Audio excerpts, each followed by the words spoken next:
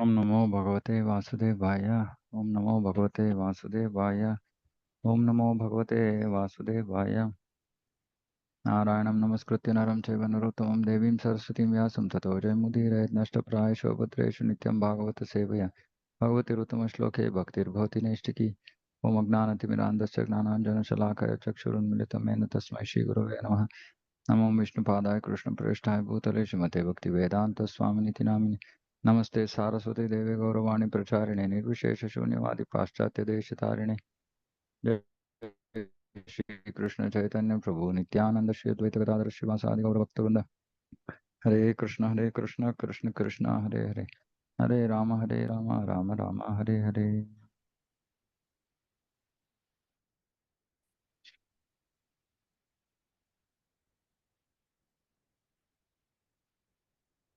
Okay, ಭಕ್ತಿ ರಸಾಮೃತ ಸಿಂಧು ಅಧ್ಯಾಯ 4. ಎಲ್ಲಾ ಮೋಕ್ಷವನ್ನು ಮೀರಿ ನಿಲ್ಲುವ ಭಕ್ತಿ ಸೇವೆ. ಓಕೆ, ಸೊ ನಮಗೆ ಭಕ್ತಿ ಬೇಕು, ಮುಕ್ತಿ ಬೇಡ ಅಂದ್ರೆ ಏನರ್ಥ? ನಮಗೆ ಭಕ್ತಿ ಬೇಕು, ಮುಕ್ತಿ ಬೇಡ, ಏನು ಅರ್ಥ?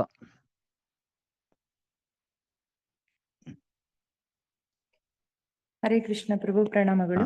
ಪ್ರಣಾಮ ಮಾತಾಜಿ. ಮುಕ್ತಿ ಅಂದ್ರೆ ಪ್ರಭು ಏನು ಕೆಲಸ ಇಲ್ಲದೆ ಮುಕ್ತರಾಗ್ಬಿಡೋದು, ಎಲ್ಲಾ ಕೆಲಸ ಇದರಿಂದ, ಸೇವೆಗಳಿಂದ. ಭಕ್ತಿ ಅಂದ್ರೆ ಭಗವಂತನಿಗೋಸ್ಕರ ಸೇವೆ ಮಾಡೋದು, ಭಕ್ತಿ ಸೇವೆ ಮಾಡೋದು. ಓಕೆ, ಬೇರೆ ಯಾವ್ದಾರು? ಹರೇ ಕೃಷ್ಣ ಪ್ರಭು, ಪ್ರಣಾಮಗಳು ಪ್ರಭು. ಪ್ರಭು, ಮುಕ್ತಿ ಅಂದ್ರೆ ಊರ್ಧ್ವ ಲೋಕಗಳಿಗೆ ಹೋಗುವಂತದ್ದು ಪ್ರಭು.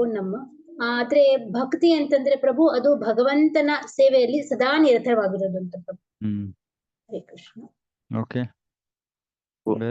ಮುಕ್ತಿ ಅಂದ್ರೆ ಮತ್ತೆ ಈ ಭೌತಿಕ ಜಗತ್ತಿಗೆ ಬರ್ತೇವೆ, ಭಕ್ತಿ ಅಂದ್ರೆ ನಾವು ಆಧ್ಯಾತ್ಮಿಕ ಜಗತ್ತಿಗೆ ಹೋಗ್ತೇವೆ. ಓಕೆ,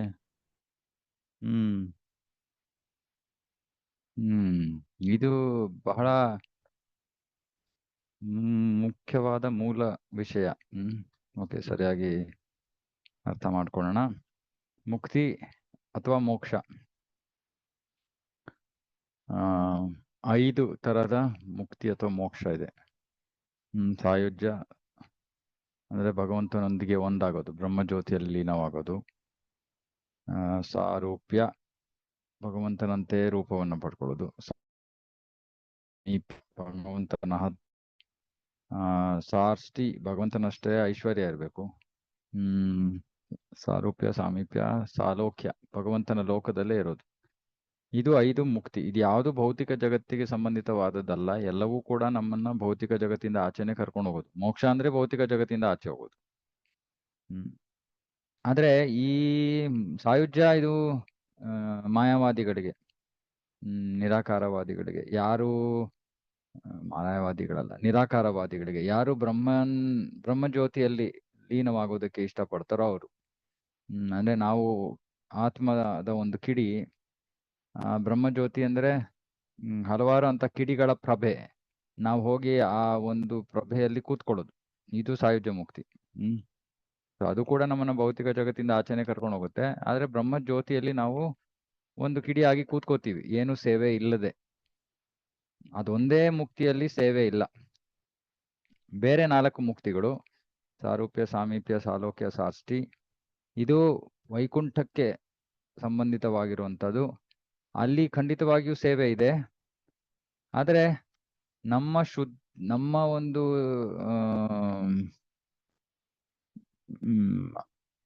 ಪರಂಪರೆ, ನಮ್ಮ ಆಚಾರ್ಯರು ನಮಗೆ ಹೇಳ್ಕೊಟ್ಟಿರೋದು ಏನು ಅಂದ್ರೆ, ನಮಗೆ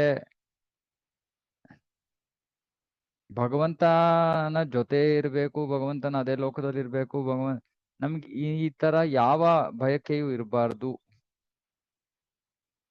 ಅವೆಲ್ಲ ವೈಷ್ಣವ ಮುಕ್ತಿಗಳೇ. ಅದು ವೈಕುಂಠಕ್ಕೆ ಯಾರು ಹೋಗ್ತಾರೋ, ವೈಕುಂಠಕ್ಕೆ ಹೋಗುವಂತ ಭಕ್ತರು ಈ 4 ಮೋಕ್ಷಗಳನ್ನ ಅಪೇಕ್ಷೆ ಪಡ್ಬೋದು. ವೈಕುಂಠಕ್ಕೆ ಹೋಗೋರು ನಾರಾಯಣ ಇರುವಂತಹ ಲೋಕದಲ್ಲೇ ಇರಬೇಕು, ಅವನ ಸಮೀಪದಲ್ಲೇ ಇರಬೇಕು, ಅವನಂತಹ ರೂಪವನ್ನೇ ಪಡ್ಕೋಬೇಕು, ಅವನಷ್ಟೇ ಐಶ್ವರ್ಯವನ್ನ ಪಡ್ಕೋಬೇಕು. ಇವೆಲ್ಲ ವೈಷ್ಣವ ಮೋಕ್ಷಗಳು. ಆದ್ರೆ ನಮ್ಮ ಸಂಪ್ರದಾಯದಲ್ಲಿ ನಮ್ಮ ಆಚಾರ್ಯರು ಇದನ್ನು ಕೂಡ ಬೇಡ ಅಂತಾರೆ. ಇದನ್ನು ತಿರಸ್ಕರಿಸಿ ಏನ್ ಹೇಳ್ತಾರೆ, ಕೃಷ್ಣನ ಸಂತೃಪ್ತಿ ಒಂದೇ ನಮ್ಮ ಜೀವನದ ಗುರಿ. ಆ ಕೃಷ್ಣನ ಸಂತೃಪ್ತಿಗೋಸ್ಕರ ನಾವು ನರಕಕ್ಕೆ ಹೋದ್ರೂ ಸರಿ, ಸ್ವರ್ಗಕ್ಕೆ ಹೋದ್ರೂ ಸರಿ, ಭೂಮಿಗೆ ಬಂದ್ರು ಸರಿ, ಎಲ್ಲಿದ್ರು ಸರಿ. ಅದು ನಮ್ಮ ಭಕ್ತಿಯ ವ್ಯಾಖ್ಯಾನ, ನಮ್ಮ ಆಚಾರ್ಯರು ನಮ್ಗೆ ಹೇಳ್ಕೊಟ್ಟಿರೋಂಗೆ. ಅದಕ್ಕೆ ನಿಮ್ಗೆಲ್ಲ ಗೊತ್ತಿರುತ್ತೆ, ಒಂದ್ಸತಿ ಕೃಷ್ಣನಿಗೆ ಬಹಳ ತಲೆನೋವು ಬಂದು ತುಂಬಾ ಬಳಲ್ತಾ ಇರ್ತಾನೆ. ನಾರದರು ಬರ್ತಾರೆ, ಕೃಷ್ಣ ಭಗವಂತ ಏನಪ್ಪಾ ನಿನಗೆ, ನಿನ್ನ ತಲೆನೋವು ನಿವಾರಿಸೋದಕ್ಕೆ ಏನು ಔಷಧಿ? ಕೃಷ್ಣ ಹೇಳ್ತಾನೆ, ನನ್ನ ಭಕ್ತರ ಪಾದದ ಧೂಳಿಯನ್ನ ತಗೊಂಡ್ ಬರ್ಬೇಕು, ಅದನ್ನ ನಾನು ಹಚ್ಕೊಂಡಾಗ ನನ್ನ ತಲೆನೋವು ಹೋಗುತ್ತೆ ಅಂತ. ಸರಿ, ನಾರದರು ಎಲ್ಲಾ ಮಹಾ ಭಕ್ತರ ಹತ್ರ ಹೋಗಿ ಕೇಳ್ತಾರೆ. ಎಲ್ಲಾರು, ನಾರದ್ರೆ ಇದೇನಿದು, ನೀವು ನಮ್ ನರಕಕ್ಕೆ ಹೋಗುವಂತಹ ಮಾರ್ಗ ಇದು, ನಾವು ಹೆಂಗ್ ಕೊಡಕ್ಕಾಗತ್ತೆ ನಮ್ಮ ಪಾದದ ಧೂಳನ್ನ? ಭಗವಂತ ಅವನ ತಲೆ ಮೇಲೆ ನಮ್ಮ ಪಾದದ ಧೂಳನ್ನ ಹಾಕೋತಾನೆ ಅಂದ್ರೆ ನಾವು ನರಕಕ್ಕೆ ಹೋಗ್ಬೇಕಾಗತ್ತೆ. ಇಲ್ಲ ಇಲ್ಲ ಇಲ್ಲ, ಖಂಡಿತ ಇಲ್ಲ. ಸೊ ನಾರದ್ರು ಗೋಪಿಯರ ಹತ್ರ ಹೋಗ್ತಾರೆ, ಹೋಗ್ಬಿಟ್ಟು ಕೇಳ್ತಾರೆ, ತಲೆನೋವು ಕೃಷ್ಣನ್ಗೆ ಏನ್ ಮಾಡ್ಬೇಕು? ಅವನು ಹೇಳ್ತಾ ಇದ್ದಾನೆ, ಅವನು ಭಕ್ತರ ಪಾದದ ಧೂಳ್ಬೇಕು. ಭಕ್ತದ ಪಾದದ ಧೂಳ, ನಮ್ಮನ್ನ ಅವನು ಭಕ್ತರನ್ನಾಗಿ ಪರಿಗಣಿಸಿದ್ರೆ ನಮ್ಮ ಪಾದದ ಧೂಳನ್ನ ನಾವು ಸಂಗ್ರಹ ಮಾಡ್ತೀವಿ ಅನ್ಬಿಟ್ಟು ಎಲ್ಲರೂ ತಮ್ಮ ಪಾದದಲ್ಲಿ ಧೂಳೆಲ್ಲ ಸೇರಿಸಿ ಎಲ್ಲ ಒಂದು ಇದರಲ್ಲಿ ಹಾಕ್ಬಿಟ್ಟು, ಗೋಣಿಚೀಲದಲ್ಲಿ ಹಾಕ್ಬಿಟ್ಟು ಕೊಟ್ಬಿಡ್ತಾರೆ. ನಾರದರಿಗೆ, ನಾರದ್ರೆ ದಯವಿಟ್ಟು ತಗೊಂಡೋಗಿ, ಬೇಕು ತಗೊಂಡೋಗಿ, ಕೃಷ್ಣನಿಗೆ ತಲೆನೋವು ಹೋಗ್ಲಿ. ನಾರದರಿಗೆ ಆಶ್ಚರ್ಯ, ನೋಡ್ತಾ ಇದ್ದಾರೆ. ಕೇಳ್ತಾರೆ ಗೋಪಿಯರನ್ನ, ಏನಪ್ಪ ನಿಮ್ಗೆ ಗೊತ್ತಲ್ವ ನೀವು ಮಾಡ್ತಾ ಇರೋದು ಎಂತ ಮಹಾ ಅಪರಾಧ? ನಿಮ್ಮ ಪಾದವನ್ನ ಭಗವಂತನ ಶಿರದ ಮೇಲೆ ಇಡೋದ? ನರಕಕ್ಕೆ ಹೋಗ್ಬೇಕಾಗತ್ತೆ ಇದಕ್ಕೆ. ಗೋಪಿಯರು ಹೇಳ್ತಾರೆ, ನಾವು ನರಕಕ್ಕೆ ಹೋದ್ರೂ ಪರವಾಗಿಲ್ಲ, ಎಲ್ಲೋದ್ರೂ ಪರವಾಗಿಲ್ಲ, ಕೃಷ್ಣನ ಒಂದು ಕ್ಷಣದ ತಲೆನೋವು ನಿವಾರಿಸೋದಕ್ಕೆ ನಾವು ಶಾಶ್ವತವಾಗಿ ನರಕದಲ್ಲಿರಕ್ಕೆ ಸಿದ್ಧ ನಾವು. ಇದು ಭಕ್ತಿ. ನಮಗೆ ಬೇರೆ ಯಾವುದೂ ಕೂಡ ಭಕ್ತಿ ಅಲ್ಲ. ವೈಷ್ಣವರು ಸಾಮಾನ್ಯವಾಗಿ ಮುಕ್ತಿ ಮೋಕ್ಷ ಅಂತ ಸ್ವೀಕಾರ ಮಾಡೋದು ಕೂಡ ಗೌಡಿಯ ವೈಷ್ಣವರಿಗೆ ಮೋಕ್ಷ ಬೇಕಾಗಿಲ್ಲ, ಅದು ವ್ಯಾಪಾರ ಅಂತ ಅನ್ಕೋತಾರೆ ಗೌಡಿಯ ವೈಷ್ಣವರು. ಹೇಳ್ತಾರೆ, ಯಾತಕ್ಕೆ ನಾನು ಭಗವಂತನ ಇರೋ ಲೋಕಕ್ಕೆ ಹೋಗ್ಬೇಕು ಅಂತ ಅಪೇಕ್ಷೆ ಪಡ್ತಾ ಇದ್ದೀನಿ, ಅದು ನನ್ನ ಇಂದ್ರಿಯ ಭೋಗ. ಇಷ್ಟು ಅತ್ಯುತ್ಕೃಷ್ಟವಾದ ಭಕ್ತಿಯ ಮಾನದಂಡ, ಸ್ಟ್ಯಾಂಡರ್ಡ್ ನಮ್ಮ ಪರಂಪರೆಯಲ್ಲಿ. ಗೊತ್ತಾಯ್ತಲ್ವ ಇವಾಗ ಸ್ಪಷ್ಟವಾಗಿ ಮೋಕ್ಷ ಅಂದ್ರೇನು? ಪ್ರಭುಪಾದರು ಅದಕ್ಕೆ ಮುಕ್ತಿ ಅಂದ್ರೆ ಮುಕ್ತಿರ್ಹಿತ್ವಾ ಅನ್ಯಥಾ ರೂಪಂ ಸ್ವರೂಪೇನ ವ್ಯವಸ್ಥಿತಿ. ಹಿತ್ವಾ ಅನ್ಯಥಾ ರೂಪಂ, ಬೇರೆ ಏನು ಬೇಡ, ಸುಮ್ಮನೆ ನಮ್ಮ ಸ್ವರೂಪ ಸ್ಥಿತಿಯಲ್ಲಿ ಇರ್ಬೇಕು ನಾವು, ಅಂದ್ರೆ ಕೃಷ್ಣನ ಸೇವಕರಾಗಿರ್ಬೇಕು ಅಷ್ಟೇ. ಬೇರೆ ಯಾವುದು ಕೂಡ ಬೇಕಾಗಿಲ್ಲ ನಮಗೆ. ಹಾಗಾಗಿ ನಮ್ಮ ಗೌಡಿಯ ವೈಷ್ಣವದಲ್ಲಿ ನಾವು ಮುಕ್ತಿ ಅಂದ್ರೂ ಕೂಡ ಭಕ್ತಿ ಅಂತಾನೆ ಕರಿತೀವಿ. ನಮಗೆ ನಿಜವಾಗ್ಲೂ ಮುಕ್ತಿ ಅಂತ ಏನೂ ಇಲ್ವೇ ಇಲ್ಲ. ಆದ್ರೆ ಸಾಮಾನ್ಯವಾಗಿ ತಾತ್ವಿಕವಾಗಿ ಮುಕ್ತಿ ಅಥವಾ ಮೋಕ್ಷ ಅಂದ್ರೆ ಈ 5 ತರಹದ ಮೋಕ್ಷ. ಅದ್ರಲ್ಲಿ ಒಂದು ಸಾಯುಜ್ಯ, ನಿರಾಕಾರವಾದ ಭಗವಂತನ ಬ್ರಹ್ಮಜ್ಯೋತಿಯಲ್ಲಿ ಐಕ್ಯ ಆಗೋದು, ಇನ್ನು ಮಿಕ್ಕಿದೆಲ್ಲ ವೈಷ್ಣವ ಮೋಕ್ಷ. ಅರೆ ಗೌಡಿಯ ವೈಷ್ಣವರಿಗೆ ಇದು ಯಾವುದು ಇಲ್ಲ, ಬೇಡ. ಇಲ್ಲ ಅಂತಲ್ಲ, ಹೋಗ್ಬೋದು ಬೇಕಾರೆ, ಅದೇ ಯಾವುದು ಬೇಡ. ಅವ್ರಿಗೆ ಬೇಕಾಗಿರೋದು ಕೇವಲ ಕೃಷ್ಣನ ಸಂತೃಪ್ತಿ ಅಷ್ಟೆ. ಓಕೆ, ಓದೋಣ ಇದನ್ನ. ಪ್ರಭು ಮುಕ್ತಿ ತಾಂಡ ಅಲ್ಲೇ ಇರ್ತಾರ ಪ್ರಭು? ಮುಕ್ತಿ ತಾಂಡ ಅಲ್ಲೇ ಪರ್ಮನೆಂಟ್ ಆಗಿರ್ತಾರ ಪ್ರಭು? ಮುಕ್ತಿ ತಗೊಂಡವರು ಮುಕ್ತಿ ಬ್ರಹ್ಮಜ್ಯೋತಿಲಿ ಅಲ್ಲೇ ಪರ್ಮನೆಂಟ್ ಆಗಿರ್ತಾರ? ವೈಕುಂಠಕ್ಕೆ ಒಂದ್ಸತಿ ಹೋದ್ಮೇಲೆ ಹುಚ್ಚಿ ಹಿಡಿದೇ ಇದ್ರೆ ವಾಪಸ್ ಬರಲ್ಲ. ಸಾಮಾನ್ಯವಾಗಿ ವೈಕುಂಠಕ್ಕೆ ಹೋದ್ಮೇಲೆ ವಾಪಸ್ ಬರಲ್ಲ. ಕೃಷ್ಣ ಹೇಳ್ತಾನ, ಜನ್ಮ ಕರ್ಮ ಚಮೇ ದಿವ್ಯಂ ಏವಂ ಯೋ ವೇತ್ತಿ ತತ್ವತಃ ತ್ಯಕ್ತ್ವಾ ದೇಹಂ ಪುನರ್ಜನ್ಮನೈತಿ.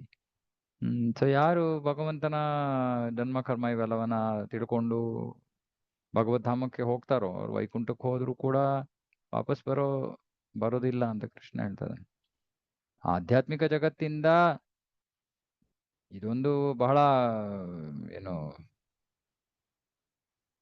ಕಠಿಣ ವಿಷಯ ಅರ್ಥ ಮಾಡ್ಕೊಳ್ಳೋದು. ಪ್ರಭುಪಾದರು ಒಂದ್ ಕಡೆ ಹೇಳ್ತಾರೆ ನಾವೆಲ್ಲರೂ ಪತಿತರಾದ್ವಿ ಅಂತ. ಎಲ್ಲಿಂದ ಪತಿತರಾದ್ವಿ ಅಂತ ಹೇಳಿಲ್ಲ. ಅರೆ ಮೋಕ್ಷಗಳ ವಿಷಯದಲ್ಲಿ ಮಾತಾಡ್ತಿರುವಾಗ ಹೇಳ್ತಾರೆ, ಸಾಯುಜ್ಯ ಒಂದೇ ಪತಿತ ಆಗೋದಿಕ್ಕೆ ಇರೋ ಮಾರ್ಗ, ಬೇರೆ ಯಾವ ಆಗೋದಿಲ್ಲ.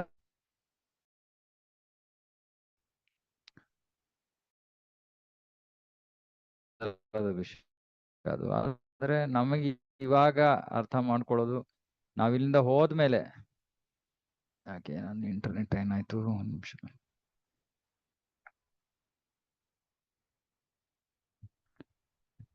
ನಾವಿಲ್ಲಿಂದ ಒಂದ್ಸತಿ ಹೋದ್ರೆ ಮತ್ತೆ ವಾಪಸ್ ಬರಲ್ಲ ಅಂತ. Internet work. ಓಕೆ, ಶುರು ಮಾಡೋಣ. ದೇವೋತ್ತಮ ಪರಮ ಪುರುಷನ ಭಕ್ತಿ ಸೇವೆಯಲ್ಲಿ ಭಕ್ತನು ಎಷ್ಟು ಉತ್ಕಟವಾದ ಒಲವು ತಾಳಿರುತ್ತಾನೆಂಬುದನ್ನು ಋತು ಮಹಾರಾಜನ ಹೇಳಿಕೆಯಿಂದ ಅರ್ಥ ಮಾಡಿಕೊಳ್ಳಬಹುದು. ಉತ್ಕಟವಾದ ಒಲವು. ಆ ಹೇಳಿಕೆಯು ಶ್ರೀಮದ್ ಭಾಗವತದ 4ನೆಯ ಸ್ಕಂದದಲ್ಲಿ 20ನೆಯ ಅಧ್ಯಾಯ ಶ್ಲೋಕ 24ರಲ್ಲಿ ಬರುತ್ತದೆ. ದೇವೋತ್ತಮ ಪರಮ ಪುರುಷನಲ್ಲಿ ಪೃಥುವಿನ ಪ್ರಾರ್ಥನೆ ಇಂತಿದೆ: ಪ್ರಿಯ ಪ್ರಭುವೇ, ಮುಕ್ತಿಗಳಿಸಿದ್ದಾದ ಬಳಿಕ ನಿನ್ನ ಮಹಿಮೆಗಳನ್ನು ಕುರಿತು ಶ್ರವಣ ಮಾಡುವ ಅವಕಾಶದಿಂದ ವಂಚಿತನಾದಲ್ಲಿ, ಶುದ್ಧ ಭಕ್ತರು ಅವರ ಹೃದಯಾಂತರಾಳದಿಂದ ಮಾಡುವ ನಿನ್ನ ಪಾದಕಮಲಗಳ ಸ್ತುತಿಯನ್ನು ಆಲಿಸುವ ಸಂದರ್ಭ ಇಲ್ಲವಾದಲ್ಲಿ, ಅಲೌಕಿಕ ಆನಂದವೆಂಬ ಮಧುಪಾನ ಮಾಡುವ ಸಂಭಾವ್ಯತೆ ಒದಗಿ ಬರದಿದ್ದಲ್ಲಿ ಅಂತಹ ಮುಕ್ತಿಯನ್ನು ನಾನು ಕೇಳುವುದಿಲ್ಲ. ನೋಡಿ, ಇಲ್ಲಿ ಸ್ಪಷ್ಟವಾಗಿ ಹೇಳ್ತಿದ್ದಾರೆ. ಮುಕ್ತಿ ಅಂದ್ರೇನು? ಭಗವಂತನ ಮಹಿಮೆಗಳನ್ನು ಕುರಿತು ಶ್ರವಣ ಮಾಡೋ ಅವಕಾಶ ಸಿಗ್ಲಿಲ್ಲ ಅಂದ್ರೆ ಮುಕ್ತಿ ಆಗಿದ್ರು ಬೇಡ ಅದು.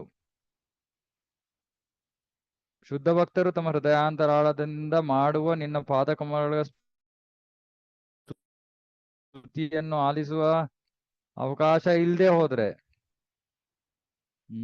ಅದು ಮುಕ್ತಿ ಆಗಿದ್ರು ಬೇಡ. ಅಲೌಕಿಕ ಆನಂದವೆಂಬ ಮಧುಪಾನ ಮಾಡುವ ಸಂಭಾವ್ಯಕ್ಕೆ ಒದಗಿ ಬರದಿದ್ದಲ್ಲಿ ಅದು ಮುಕ್ತಿಯಾಗಿದ್ರು ಅದು ಬೇಡ. ಯಾವುದನ್ನು ಆಧ್ಯಾತ್ಮಿಕ ವಿಮೋಚನೆ ಎಂದು ಕರೆಯುತ್ತಾರೆಯೋ ಅದು ಕೂಡ ನನಗೆ ಬೇಡ. ಆಧ್ಯಾತ್ಮಿಕ ವಿಮೋಚನೆ ಅಂದ್ರೆ ಭೌತಿಕ ಜಗತ್ತಿಂದ ಹೊರಗಡೆ ಹೋಗೋದು. ಯಾವುದರ ಸಹಾಯದಿಂದ ನಾನು ಅವಿರತವಾಗಿ ಅಂದ್ರೆ ಏನರ್ಥ?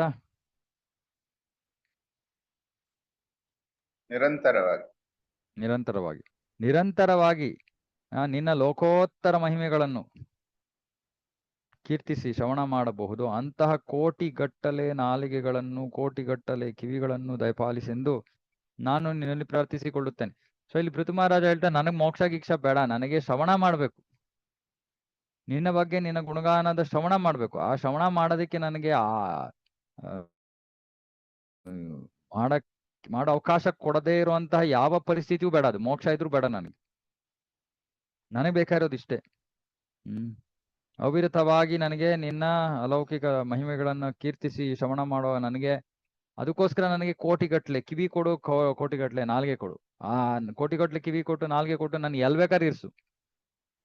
ನರಕದಲ್ಲಾದ್ರೂ ಹಾಕು, ಸ್ವರ್ಗದಲ್ಲಾದ್ರೂ ಹಾಕು, ಭೂಮಿಯಲ್ಲಾದ್ರೂ ಹಾಕು, ವೈಕುಂಠದಲ್ಲಾದ್ರೂ ಹಾಕು, ಎಲ್ಲಾದ್ರೂ ಹಾಕು, ನಿನ್ನಿಷ್ಟ. ಆದ್ರೆ ನನಗೆ ಬೇಕಾಗಿರೋದು ಅವಿರತವಾಗಿ ನಿನ್ನ ಶ್ರವಣ ಕೀರ್ತನ.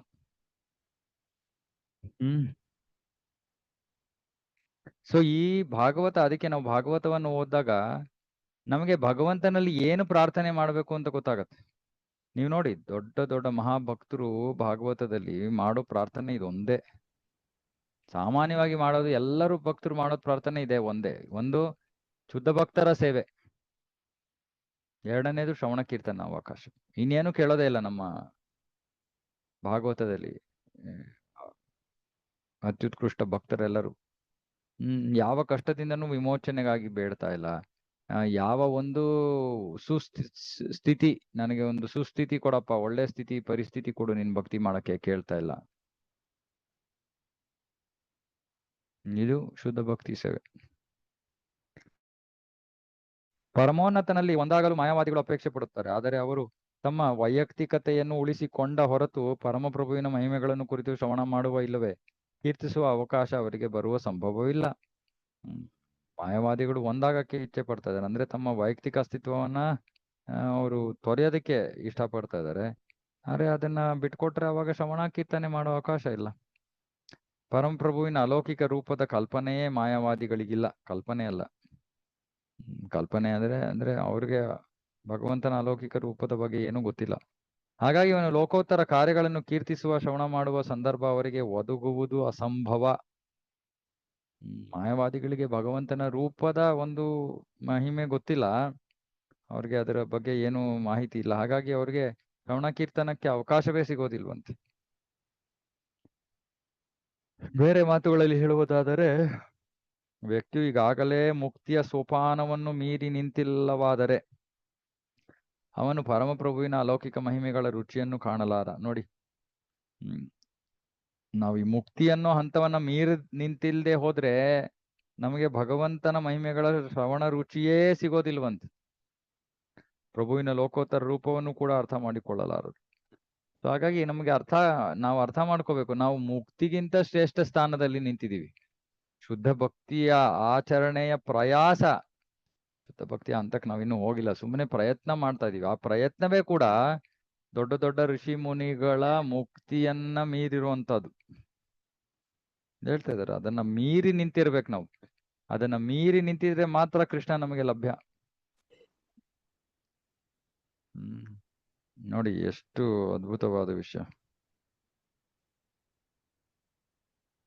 ಅರ್ಥ ಆಗ್ತದೆ? ಯಾರಿಗಾರ ಏನಾದ್ರು ಪ್ರಶ್ನೆ ಇದೆಯಾ? ಅರ್ಥ ಆಗ್ತಿದೆ. ಓಕೆ. ಮೇಲಿನದರ ರೀತಿಯದೇ ಆದ ಒಂದು ಹೇಳಿಕೆಯು ಭಾಗವತದ 5ನೇ ಸ್ಕಂದದಲ್ಲಿ 14ನೇ ಅಧ್ಯಾಯ ಶ್ಲೋಕ 44ರಲ್ಲಿ ಬರುತ್ತದೆ. ಅಲ್ಲಿ ಶುಕಮುನಿಗಳು ಪರೀಕ್ಷಿತ ಮಹಾರಾಜನನ್ನು ಉದ್ದೇಶಿಸಿ ಹೀಗೆನ್ನುತ್ತಾರೆ: ಮಹಾತ್ಮನಾದ ಭರತನು ಕೃಷ್ಣನ ಪಾದಕಮಲಗಳ ಸೇವೆಗೆ ಯಾವ ಬಗೆಯಲ್ಲಿ ಮನಸ್ಸು ಕೊಟ್ಟಿದ್ದನೆಂದರೆ, ಅವನು ಭೂಲೋಕದ ಒಡೆತನವನ್ನು ಸುಲಭವಾಗಿ ಬಿಟ್ಟುಕೊಟ್ಟನಲ್ಲದೆ ಪುತ್ರರು, ಸಮಾಜ, ಗೆಳೆಯರು, ರಾಜವೈಭವ ಹಾಗೂ ಸುಂದರಿಯಾದ ಪತ್ನಿ ಎಲ್ಲವನ್ನು ಸುಲಭವಾಗಿ ತ್ಯಜಿಸಿದ. ಐಶ್ವರ್ಯ ದೇವತೆಯು ಅವನಿಗೆ ಸಕಲ ಸೌಲಭ್ಯಗಳನ್ನು ನೀಡಿದ್ದಳು. ಅಂತಹ ಸುದೈವಿ ಅವನಾಗಿದ್ದ. ಆದರೆ ಅವನು ಐಹಿಕ ಭಾಗ್ಯಗಳಲ್ಲಿ ಯಾವುದೊಂದನ್ನು ಸ್ವೀಕರಿಸಲಿಲ್ಲ. ಭರತ ಮಹಾರಾಜನ ಬಗ್ಗೆ ಹೇಳ್ತಾರೆ.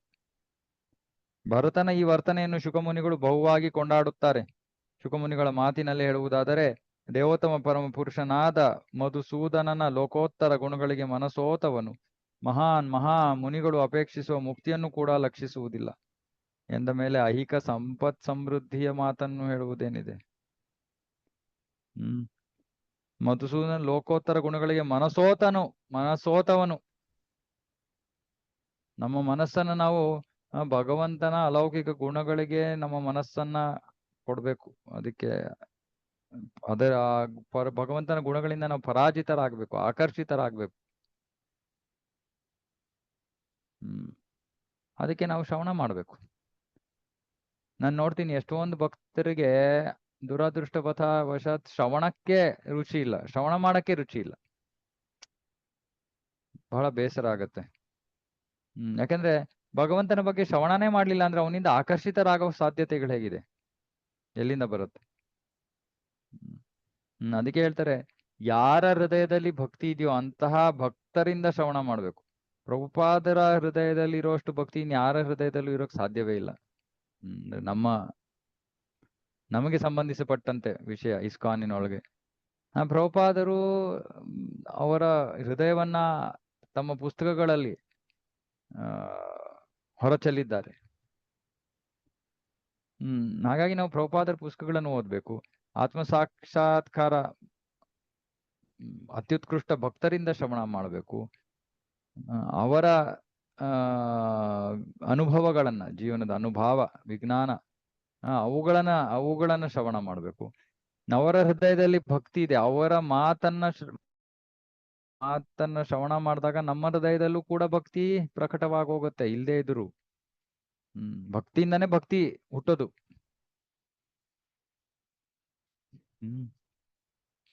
ಸೊ ಈ ರೀತಿ ನಾವು ಭಾಗವತದ ವಿಷಯಗಳನ್ನ ಶುದ್ಧ ಭಕ್ತರಿಂದ ಶ್ರವಣ ಮಾಡಿದ್ರೆ ನಮಗೆ ಗೊತ್ತಾಗತ್ತೆ ಅವರ ಹೃದಯದಲ್ಲಿ ಎಷ್ಟು ಭಕ್ತಿ ಭಾವ ಇದೆ ಅಂತ.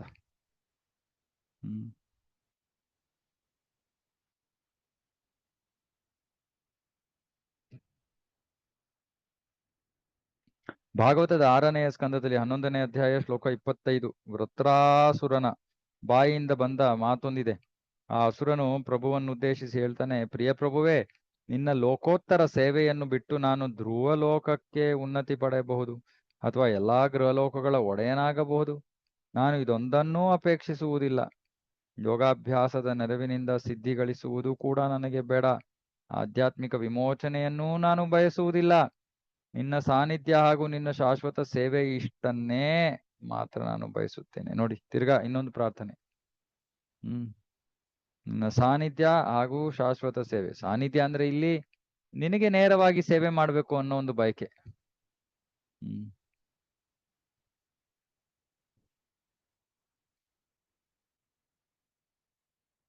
ಇಲ್ಲಿ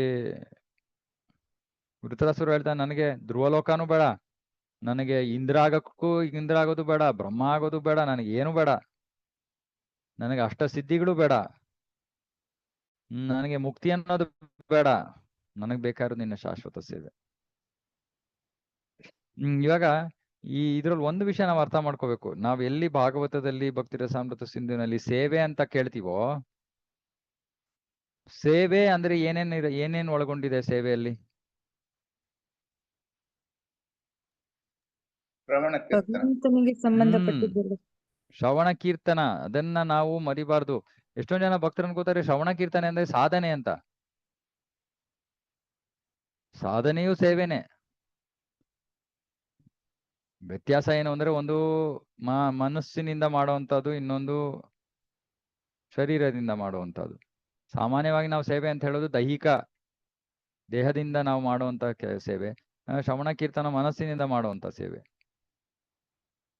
ಅದನ್ನ ಸಾಧನ ಅಂತ ಕರಿಬಹುದು. ಆದರೆ ಎಲ್ಲವೂ ಸೇವೆನೆ. ಶ್ರವಣಂ ಕೀರ್ತನಂ ವಿಷ್ಣು ಸ್ಮರಣಂ ಪಾದ ಸೇವನಂ ಅರ್ಚನಂ ವಂದನಂ ದಾಸ್ಯಂ ಸಖ್ಯಂ ಆತ್ಮ ನಿವೇದನ. ಸೊ ಹಾಗಾಗಿ ಎಷ್ಟೊಂದು ಜನ ಭಕ್ತರ ಹೇಳ್ತಾರೆ, ಪ್ರಭು ನಾನ್ ಜಪ ಮಾಡ್ತೀನಿ, ನಾನ್ ಸೇವೆ ಮಾಡ್ತೀನಿ, ಓದೋದಿಲ್ಲ. ಆ ದೈಹಿಕ ಮಟ್ಟದ ಸೇವೆ ಈ ಶ್ರವಣ ಕೀರ್ತನಕ್ಕೆ ಒಂದು ಏನ್ ಹೇಳ್ಬೇಕು, ಅದರ ಜೊತೆಗೆ ಹೋಗುವಂತ ವಿಷಯ. ಅಂದ್ರೆ ಇದನ್ನ ಬಿಟ್ಟು ಅದನ್ನ ಮಾಡ್ತೀನಿ ಅಂತ ಹೇಳಕ್ ಆಗಲ್ಲ. ಶ್ರವಣ ಕೀರ್ತನ ಮಾಡ್ತಾ ಇದ್ದು ಓಕೆ, ಜೊತೆಗೆ ಬೇಕಾದ್ರೆ ಪಾತ್ರೆ ತೊಳಿಯೋಣ. ಶ್ರವಣ ಕೀರ್ತನ ಮಾಡ್ಲೇ ಪಾತ್ರೆ ತೊಳಿಬಾರ್ದು. ಯಾಕೆ? ಪ್ರಜ್ಞೆನೇ ಇರಲ್ಲ ಅವಾಗ. ಯಾವ ಪ್ರಜ್ಞೆಯಲ್ಲಿ ಪಾತ್ರೆ ತೊಳಿಬೇಕು? ಯಾರ ಪಾತ್ರೆಗಳನ್ನ ತೊಳಿತಾ ಇದೀನಿ, ಯಾರಿಗೋಸ್ಕರ ತೊಳಿತಾ ಇದೀನಿ, ಯಾರ ಸಂತೃಪ್ತಿಗೋಸ್ಕರ ತೊಳಿತಾ ಇದೀನಿ, ಇದೆಲ್ಲ ನಮ್ಗೆ ಅರ್ಥ ಆಗ್ಬೇಕು ಅಂದ್ರೆ ನಾವು ಶ್ರವಣ ಕೀರ್ತನ ಮಾಡ್ಲೇಬೇಕು.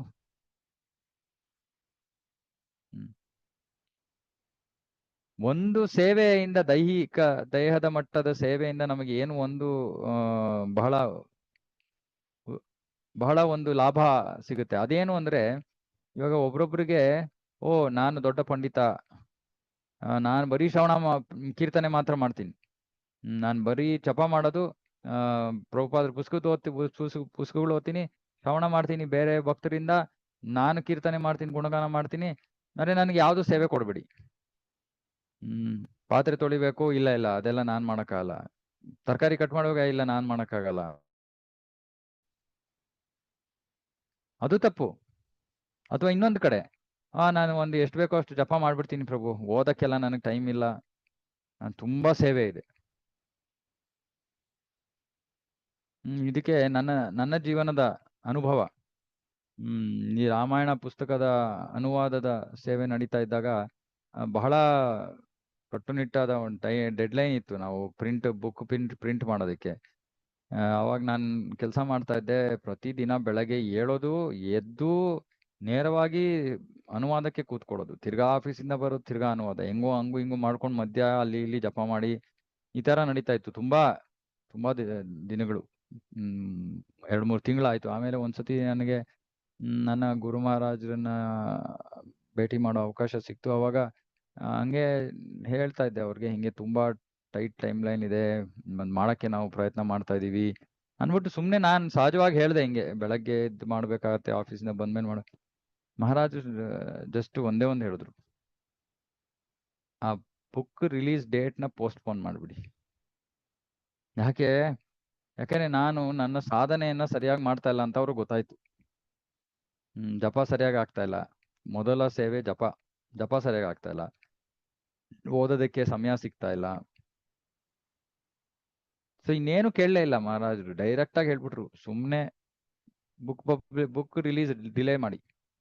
ಅಂದ್ರೆ ಇದರಿಂದ ನಾವು ಅರ್ಥ ಮಾಡ್ಕೋಬೇಕು, ಆ ಶ್ರವಣ ಕೀರ್ತನಕ್ಕೆ ಎಷ್ಟು ಪ್ರಾಮುಖ್ಯತೆ ಅಂದ್ರೆ, ಬೇರೆ ಎಲ್ಲಾ ವಿಷಯಗಳು ಕಾಯ್ಬೋದು, ಯಾವ್ದೂ ಅರ್ಜೆಂಟ್ ಇಲ್ಲ. ಯಾಕಂದ್ರೆ ಮೊದಲು ನಾವು ಭಕ್ತಿಯಲ್ಲಿ ಇರ್ಬೇಕು, ಆಮೇಲೆ ಸೇವೆ ಗೀವೆ ಎಲ್ಲ ಬರೋದು. ಸೊ ಹಾಗಾಗಿ ಎರಡೂ ತಪ್ಪು. ಶ್ರವಣ ಕೀರ್ತನಕ್ಕೆ ಸಮಯ ಕೊಡದೆ ಬರೀ ಸೇವೆ ಮಾಡೋದು ತಪ್ಪು. ಬರೀ ಶ್ರವಣ ಕೀರ್ತನ ಒಂದು ಚೂರು ಮೈ ಬಗ್ಸಿ ಸೇವೆ ಮಾಡಿ ಅಂದ್ರೆ ಅದಾಗಲ್ಲ, ಅದು ತಪ್ಪು. ಎರಡೂ ಇರ್ಬೇಕು. ಸೊ ಅದಕ್ಕೆ ಇಲ್ಲಿ ನಮಗೆ ಗೊಂದಲಕ್ಕೀಡಾಗಬಾರ್ದು. ನಾವಿಲ್ಲಿ ಸೇವೆ ಅಂದ್ರೆ ನಾನು ಬರೀ ಶ್ರವಣ ಕೀರ್ತನ ಮಾಡ್ತಾ ಇದ್ದೀನ, ಅಥವಾ ನಾನು ಸೇವೆ, ಎಲ್ಲಾ ಸೇವೆನೇ, ಅರ್ಥ ಮಾಡ್ಕೊಳ್ಳಿ, ಎಲ್ಲಾ ಸೇವೆ. ಆದ್ರೆ ಶ್ರವಣ ಕೀರ್ತನ ಬಿಟ್ಟು ಬೇರೆ ಯಾವ ಸೇವೆಗೂ ಅಷ್ಟು ಮೌಲ್ಯವಿಲ್ಲ ನಮ್ಮ ಆಧ್ಯಾತ್ಮಿಕ ಪ್ರಗತಿಗೆ. ಯಾಕಂದ್ರೆ ಸರಿಯಾಗಿ ಪ್ರಜ್ಞೆಯಲ್ಲಿ ನಾವು ಸೇವೆ ಮಾಡ್ತಾ ಇಲ್ದಿದ್ರೆ ಅದು ಕೆಲಸ ಆಗ್ಬಿಡುತ್ತೆ. ದೇವಸ್ಥಾನದಲ್ಲಿ ಪಾತ್ರೆ ತೊಳೆಯೋದಕ್ಕೂ ಮನೇಲಿ ಪಾತ್ರೆ ತೊಳೆಯೋದಕ್ಕೂ ಏನ್ ವ್ಯತ್ಯಾಸ ಆಯ್ತು ಅವಾಗ? ಪ್ರಜ್ಞೆ ಇರ್ಬೇಕು ಅದಕ್ಕೆ. ಆದ್ರೆ ಭಕ್ತರು ಮುಂದುವರಿತಾ ಇದ್ದಂತೆ ಹೆಚ್ಚು ಅವ್ರು ಶ್ರವಣ ಕೀರ್ತನೆ ಮಾಡಿ ಮಾಡಿ ಮಾಡಿ ಅವ್ರ ಮನಸ್ಸು, ಅವ್ರ ಮನಸ್ಸಿನಲ್ಲಿ ಅವ್ರ ಭಾವ ಇಷ್ಟೇ, ನಾನು ಕೃಷ್ಣನ ಸೇವಕ. ಸೊ ಏನ್ ಬೇಕಾದ್ರೆ ಮಾಡ್ತೀನಿ, ನಾನು ಪಾತ್ರೆ ತೊಳಿತೀನಿ, ಬಾತ್ರೂಮ್ ತೊಳಿತೀನಿ, ಏನ್ ಬೇಕಾದ್ರೆ ಮಾಡ್ತೀನಿ. ಅದು ಬೇಕಾಗಿರೋದು ಮನೋಭಾವ. ಆ ಮನೋಭಾವ ಬೇಕು ನಮಗೆ, ನಾನು ಕೃಷ್ಣನ ಸೇವಕ.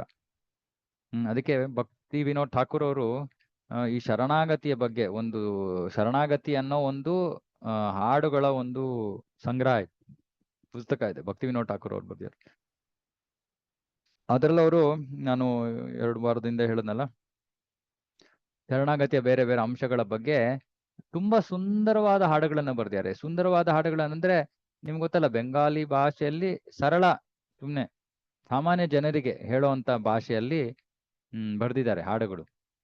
ಶರಣಾಗತಿಯ ಭಾವ ಹೇಗಿರ್ಬೇಕು ಭಕ್ತನಲ್ಲಿ ಅಂತ. ಸೊ ಅದರಲ್ಲಿ ಆತ್ಮನಿವೇದನಂ, ಅದಕ್ಕೆ ನಾನು ಹಾಡನ್ನ ಓದ್ತಾ ಇದ್ದೆ. ಅದರಲ್ಲಿ ಎಷ್ಟು ಸುಲಭವಾಗಿ ಬರೆದು ಬಿಡ್ತಾರೆ ಭಕ್ತಿ ವಿನೋದ್ ಠಾಕೂರ್. ಆತ್ಮನಿವೇದನಂ ಅಂದ್ರೆ ನನ್ನನ್ನ ನಾನು, ನಾನಿರೋ ಮನೆ, ಗೃಹಸ್ಥರಿಗೋಸ್ಕರ ಬರ್ದಿರೋದು, ನಾನಿರೋ ಮನೆ ಕೃಷ್ಣನ ಮನೆ, ಕೃಷ್ಣ ಇದ್ಯಾರ ಮಾಲೀಕ, ನಾನು ಅವನ ಮನೆಯ ಸೇವಕ, ಇಷ್ಟೇ ಕ್ಲೋಸ್ ಆತ್ಮನಿವೇದನ. ಸೊ ಸೇವೆ ಅನ್ನೋದು ಇದ್ದೇ ಇದೆ, ಎಲ್ಲವೂ ಸೇವೆನೆ. ಭಗವಂತನ ನಾಮವನ್ನ ಪ್ರೀತಿಯಿಂದ ತಗೊಳ್ಳೋದು ಸೇವೆ, ಪಾತ್ರೆ ತೊಳೆಯೋದು ಸೇವೆ. ಆದ್ರೆ ಈ ಎಲ್ಲಾ ಸೇವೆಗಳಲ್ಲಿ ಮುಖ್ಯವಾದದ್ದು ಶ್ರವಣ ಕೀರ್ತನ, ಅದನ್ನು ಮರಿಬಾರ್ದು ನಾವು. ಯಾಕಂದ್ರೆ ಈ ಶ್ರವಣ ಕೀರ್ತನದ ರುಚಿ ಬರ್ಲಿಲ್ಲ ಅಂದ್ರೆ ನಾವು ದೈಹಿಕ ಸೇವೆಯಲ್ಲಿ ತೊಡಗಿದ್ರು ಕೂಡ ನಮಗೆ ಅದರ ರುಚಿ ಹೊಟ್ಟೋಗ್ಬಿಡ್ಬೋದು, ಶ್ರವಣ ಕೀರ್ತನೆಯಲ್ಲಿ ರುಚಿ ಇದ್ಲೇ ಇದ್ರೆ. ಸೊ ಹಾಗಾಗಿ ಅದನ್ನ ಕನ್ಫ್ಯೂಸ್ ಮಾಡ್ಕೋಬೇಡಿ. ಓಕೆ, ಮೇಲಿನ ಹೇಳಿಕೆಯನ್ನು ಶ್ರೀಮದ್ ಭಾಗವತದ 6ನೇ ಸ್ಕಂದದಲ್ಲಿ 17ನೇ ಅಧ್ಯಾಯ ಶ್ಲೋಕ 28ರಲ್ಲಿ ಶಿವನು ದೃಢಪಡಿಸುತ್ತಾನೆ. ಅಲ್ಲಿ ಶಿವನು ಸತಿಯನ್ನು ಉದ್ದೇಶಿಸಿ ಹೇಳ್ತಾನೆ, ಪ್ರಿಯ ನಾರಾಯಣನಲ್ಲಿ, ಕೃಷ್ಣನಲ್ಲಿ ಭಕ್ತಿ ತಳೆದ ವ್ಯಕ್ತಿಗಳು ಯಾವುದಕ್ಕೂ ಕೊಳ್ಳರು ಅಂದ್ರೆ ಕೊಳ್ಳುವುದಿಲ್ಲ. ಅವರಿಗೆ ಊರ್ಧ್ವ ಗೃಹವ್ಯೂಹಗಳಿಗೆ ಉನ್ನತಿ ಸಿಕ್ಕರೆ, ಅಥವಾ ಐಹಿಕ ಕಲ್ಮಶದಿಂದ ಮುಕ್ತಿ ಲಭಿಸಿದರೆ, ಅಥವಾ ನರಕ ಸದೃಶ ಬಾಳಿಗೆ ಇಳಿಸಲ್ಪಟ್ಟರೆ, ಯಾವುದೇ ಅಥವಾ ಎಂತಹ ಸಂದರ್ಭದಲ್ಲೂ ಅವರು ಭಯಪಡುವುದಿಲ್ಲ. ನಾರಾಯಣನ ಪಾದ ಪದ್ಮಗಳಲ್ಲಿ ಭಕ್ತಿ ಉಳ್ಳವರು ಯಾವುದಕ್ಕೂ ಭಯಪಡುವುದಿಲ್ಲ. ಅಂತ ಅವರು ಇಹಲೋಕದ ಒಂದು ಸ್ಥಾನವನ್ನು ಇನ್ನೊಂದರಂತೆಯೇ ಎಣಿಸುತ್ತಾರೆ. ಅಂದ್ರೆ ಎಲ್ ಬೇಕಾದ್ರೆ ಹಾಕ್ಲಿ ಭಗವಂತ ನಿನ್ನಿಚ್ಛೆ, ನೀನ್ ನನ್ನನ್ನು ಎಲ್ ಕಳಿಸ್ತೀಯೋ ನಾನು ಹೋಗಕ್ ಸಿದ್ಧ, ನನಗ್ ಬೇಕಾಗಿರೋ ನಿನ್ ಸೇವೆ ಅಷ್ಟೇ. ಭಾಗವತದ 6ನೇ ಸ್ಕಂದದಲ್ಲಿ 18ನೇ ಅಧ್ಯಾಯ ಶ್ಲೋಕ 74. ಅದಕ್ಕೆ ನಾನು ಹೇಳ್ತಾ ಇದ್ದಲ್ಲ, ಈ ಶ್ಲೋಕಗಳನ್ನೆಲ್ಲ ನೀವು ಏನ್ ಮಾಡಿ, ಸ್ವಲ್ಪ ಹೆಚ್ಚು ಆಸಕ್ತಿ ಇರುವಂತ ಭಕ್ತರು ಈ ಶ್ಲೋಕಗಳ ನಂಬರ್ಗಳನ್ನೆಲ್ಲ ಬರ್ಕೊಂಡು ಭಾಗವತದ ಶ್ಲೋಕಗಳನ್ನ ಓದಿ, ಶ್ಲೋಕಗಳ ಉಚ್ಚಾರ ಮಾಡಿ, ಅನುವಾದಗಳನ್ನ ಓದಿ, ಭಾವಾರ್ಥಗಳನ್ನ ಓದಿ, ಇನ್ನೂ ನಿಮ್ಮ ಭಕ್ತಿಯ ಭಾವ ಇನ್ನೂ ಆಳವಾಗತ್ತೆ. ತುಂಬಾ ಅದ್ಭುತವಾದದ್ದು ಇದು.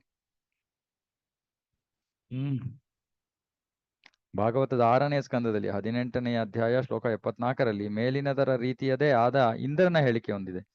ಅದರಲ್ಲಿ ಸ್ವರ್ಗಾಧಿಪತಿಯಾದ ಇಂದ್ರನು ತನ್ನ ತಾಯಿ ದಿತಿಯನ್ನು ಕುರಿತು ಹೇಳ್ತಾನೆ, ಪ್ರಿಯ ತಾಯೇ, ಎಲ್ಲಾ ಅಪೇಕ್ಷೆಗಳನ್ನು ತೊರೆದು ಪ್ರಭುವಿನ ಭಕ್ತಿ ಸೇವೆಯಲ್ಲಿ ತೊಡಗಿದ ಜನರು ತಮ್ಮ ನಿಜವಾದ ಆತ್ಮ ಉನ್ನತಿ ಏನು ಎಂಬುದನ್ನು ಬಲ್ಲರು. ಇಂತಹ ಜನರು ವಾಸ್ತವವಾಗಿ ಸ್ವಹಿತಗಳನ್ನು ಸಾಧಿಸಿಕೊಳ್ಳುತ್ತಿದ್ದಾರೆ. ಸ್ವಹಿತ ನತೇ ವಿದು ಸ್ವಾರ್ಥಗತಿಂ ಹಿ ವಿಷ್ಣು, ಸ್ವಹಿತ ಸ್ವಾರ್ಥ ಎಂದೇ ಅವರನ್ನು ಸಿದ್ಧಿಯ ಮಾರ್ಗದಲ್ಲಿ ಮುನ್ನಡೆಯುತ್ತಿರುವ ಮೊದಲ ಶ್ರೇಣಿಯ ಅನುಭವಶಾಲಿಗಳು ಎಂದು ಪರಿಗಣಿಸಲಾಗುತ್ತದೆ. ನಿಜವಾದ ಆತ್ಮ ಉನ್ನತಿ ಏನು ಅನ್ನೋದು ಅವರಿಗೆ ಗೊತ್ತು. ಏನು ಅದು? ಭಕ್ತಿ ಸೇವೆ. ಭಾಗವತದ 7ನೇ ಸ್ಕಂದದಲ್ಲಿ 6ನೇ ಅಧ್ಯಾಯ ಶ್ಲೋಕ 25ರಲ್ಲಿ ಪ್ರಹ್ಲಾದ ಮಹಾರಾಜನ ಮಾತಿದೆ. ನಾಸ್ತಿಕ ಕುಟುಂಬಗಳಲ್ಲಿ ಜನಿಸಿದ ನನ್ನ ಗೆಳೆಯರೇ, ತನ್ನ ಕ್ಲಾಸ್ಮೇಟ್ ವರ್ಗದಲ್ಲಿರೋ ಬೇರೆ ಮಕ್ಕಳಿಗೆ ಹೇಳ್ತಾ ಇದ್ದಾನೆ ಪರೀಕ್ಷಿತ ಮಹಾರಾಜ. ನಾಸ್ತಿಕ ಕುಟುಂಬಗಳಲ್ಲಿ ಜನಿಸಿದ ನನ್ನ ಗೆಳೆಯರೇ, ದೇವೋತ್ತಮ ಪರಮಪುರುಷನಾದ ಕೃಷ್ಣನನ್ನು ನೀವು ಸಂತೋಷ ಪಡಿಸಬಲ್ಲಿರಾದರೆ ಅದಕ್ಕಿಂತ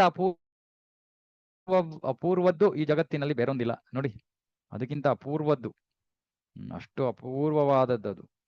ಬೇರೆ ಮಾತುಗಳಲ್ಲಿ ಹೇಳುವುದಾದರೆ, ದೇವೋತ್ತಮ ಪರಮಪುರುಷನಾದ ಕೃಷ್ಣನು ನಿಮ್ಮಲ್ಲಿ ಸಂತುಷ್ಟನಾದರೆ ನಿಮ್ಮ ಹೃದಯಾಂತರಾಳದ ಯಾವುದೇ ಅಪೇಕ್ಷೆಯು ನಿಸ್ಸಂಶಯವಾಗಿ ಕೈಗೂಡುತ್ತದೆ. ಇದು ಬಹಳ ಮುಖ್ಯವಾದ ಒಂದು ಶ್ಲೋಕ, ಒಂದು ವಾಕ್ಯ. ಇಲ್ಲಿ ನೋಡಿ ಏನ್ ಹೇಳ್ತಾ ಇದಾರೆ. ದೇವೋತ್ತಮ ಪರಮಪುರುಷನಾದ ಕೃಷ್ಣನು ನಿಮ್ಮಲ್ಲಿ ಸಂತುಷ್ಟನಾದರೆ, ನಾವು ದೇವಸ್ಥಾನಕ್ಕೆ ಹೋಗೋದು ಯಾಕೆ? ನಾವು ದೇವರನ್ನ ನೋಡಕ್ಕಲ್ಲ. ಭಕ್ತಿ ಸಿದ್ಧಾಂತ ಸರಸ್ವತಿ ಠಾಕೂರ್ ಹೇಳ್ತಾರೆ, ಭಗವಂತ ನಮ್ಮನ್ನ ನೋಡೋ ರೀತಿಯಲ್ಲಿ ನಾವು ವ್ಯವಹರಿಸ್ಬೇಕು ಅಂತ. ಭಗವಂತ ನಮ್ಮಲ್ಲಿ ಸಂತುಷ್ಟನಾದರೆ ನಮ್ಮ ಹೃದಯಾಂತರಾಳದ ಯಾವುದೇ ಅಪೇಕ್ಷೆಯು ನಿಸ್ಸಂಶಯವಾಗಿ ಕೈಗೂಡುತ್ತದೆ. ಅಂದ್ರೆ ಯಾರಿಂದ ಭಗವಂತ ಸಂತೃಪ್ತನಾಗಿದ್ದಾನೋ ಅವರ ಹೃದಯದಲ್ಲಿ ಯಾವ ಆಸೆ ಇದ್ರೂ ಕೂಡ ಅದ ಭಗವಂತ ನೆರವೇರಿಸ್ತಾನೆ, ಯಾವುದೇ ಆಸೆ ಇದ್ರು.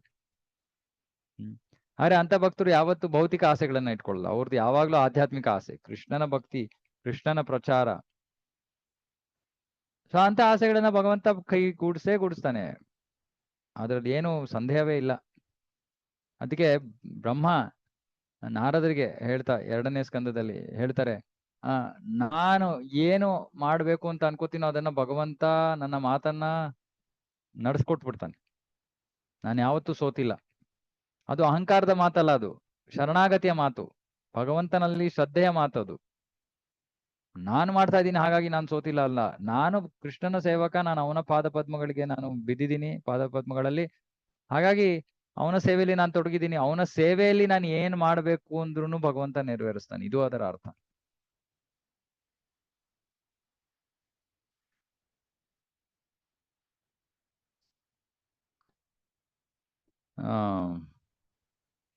ಆದ್ದರಿಂದ ಯಾವ ಉನ್ನತಿಯನ್ನು ಎಲ್ಲಾ ಪ್ರಸಂಗಗಳಲ್ಲೂ ಐಹಿಕ ಪ್ರಕೃತಿ ಗುಣಗಳು ಸ್ವತೇವ ಸಾಧಿಸಿಕೊಡುವವೋ ಆ ಉನ್ನತಿಯನ್ನು ನೀವು ಕಾಮ್ಯಕರ್ಮಗಳ ದ್ವಾರ ಗಳಿಸಿ ಪ್ರಯೋಜನವೇನು?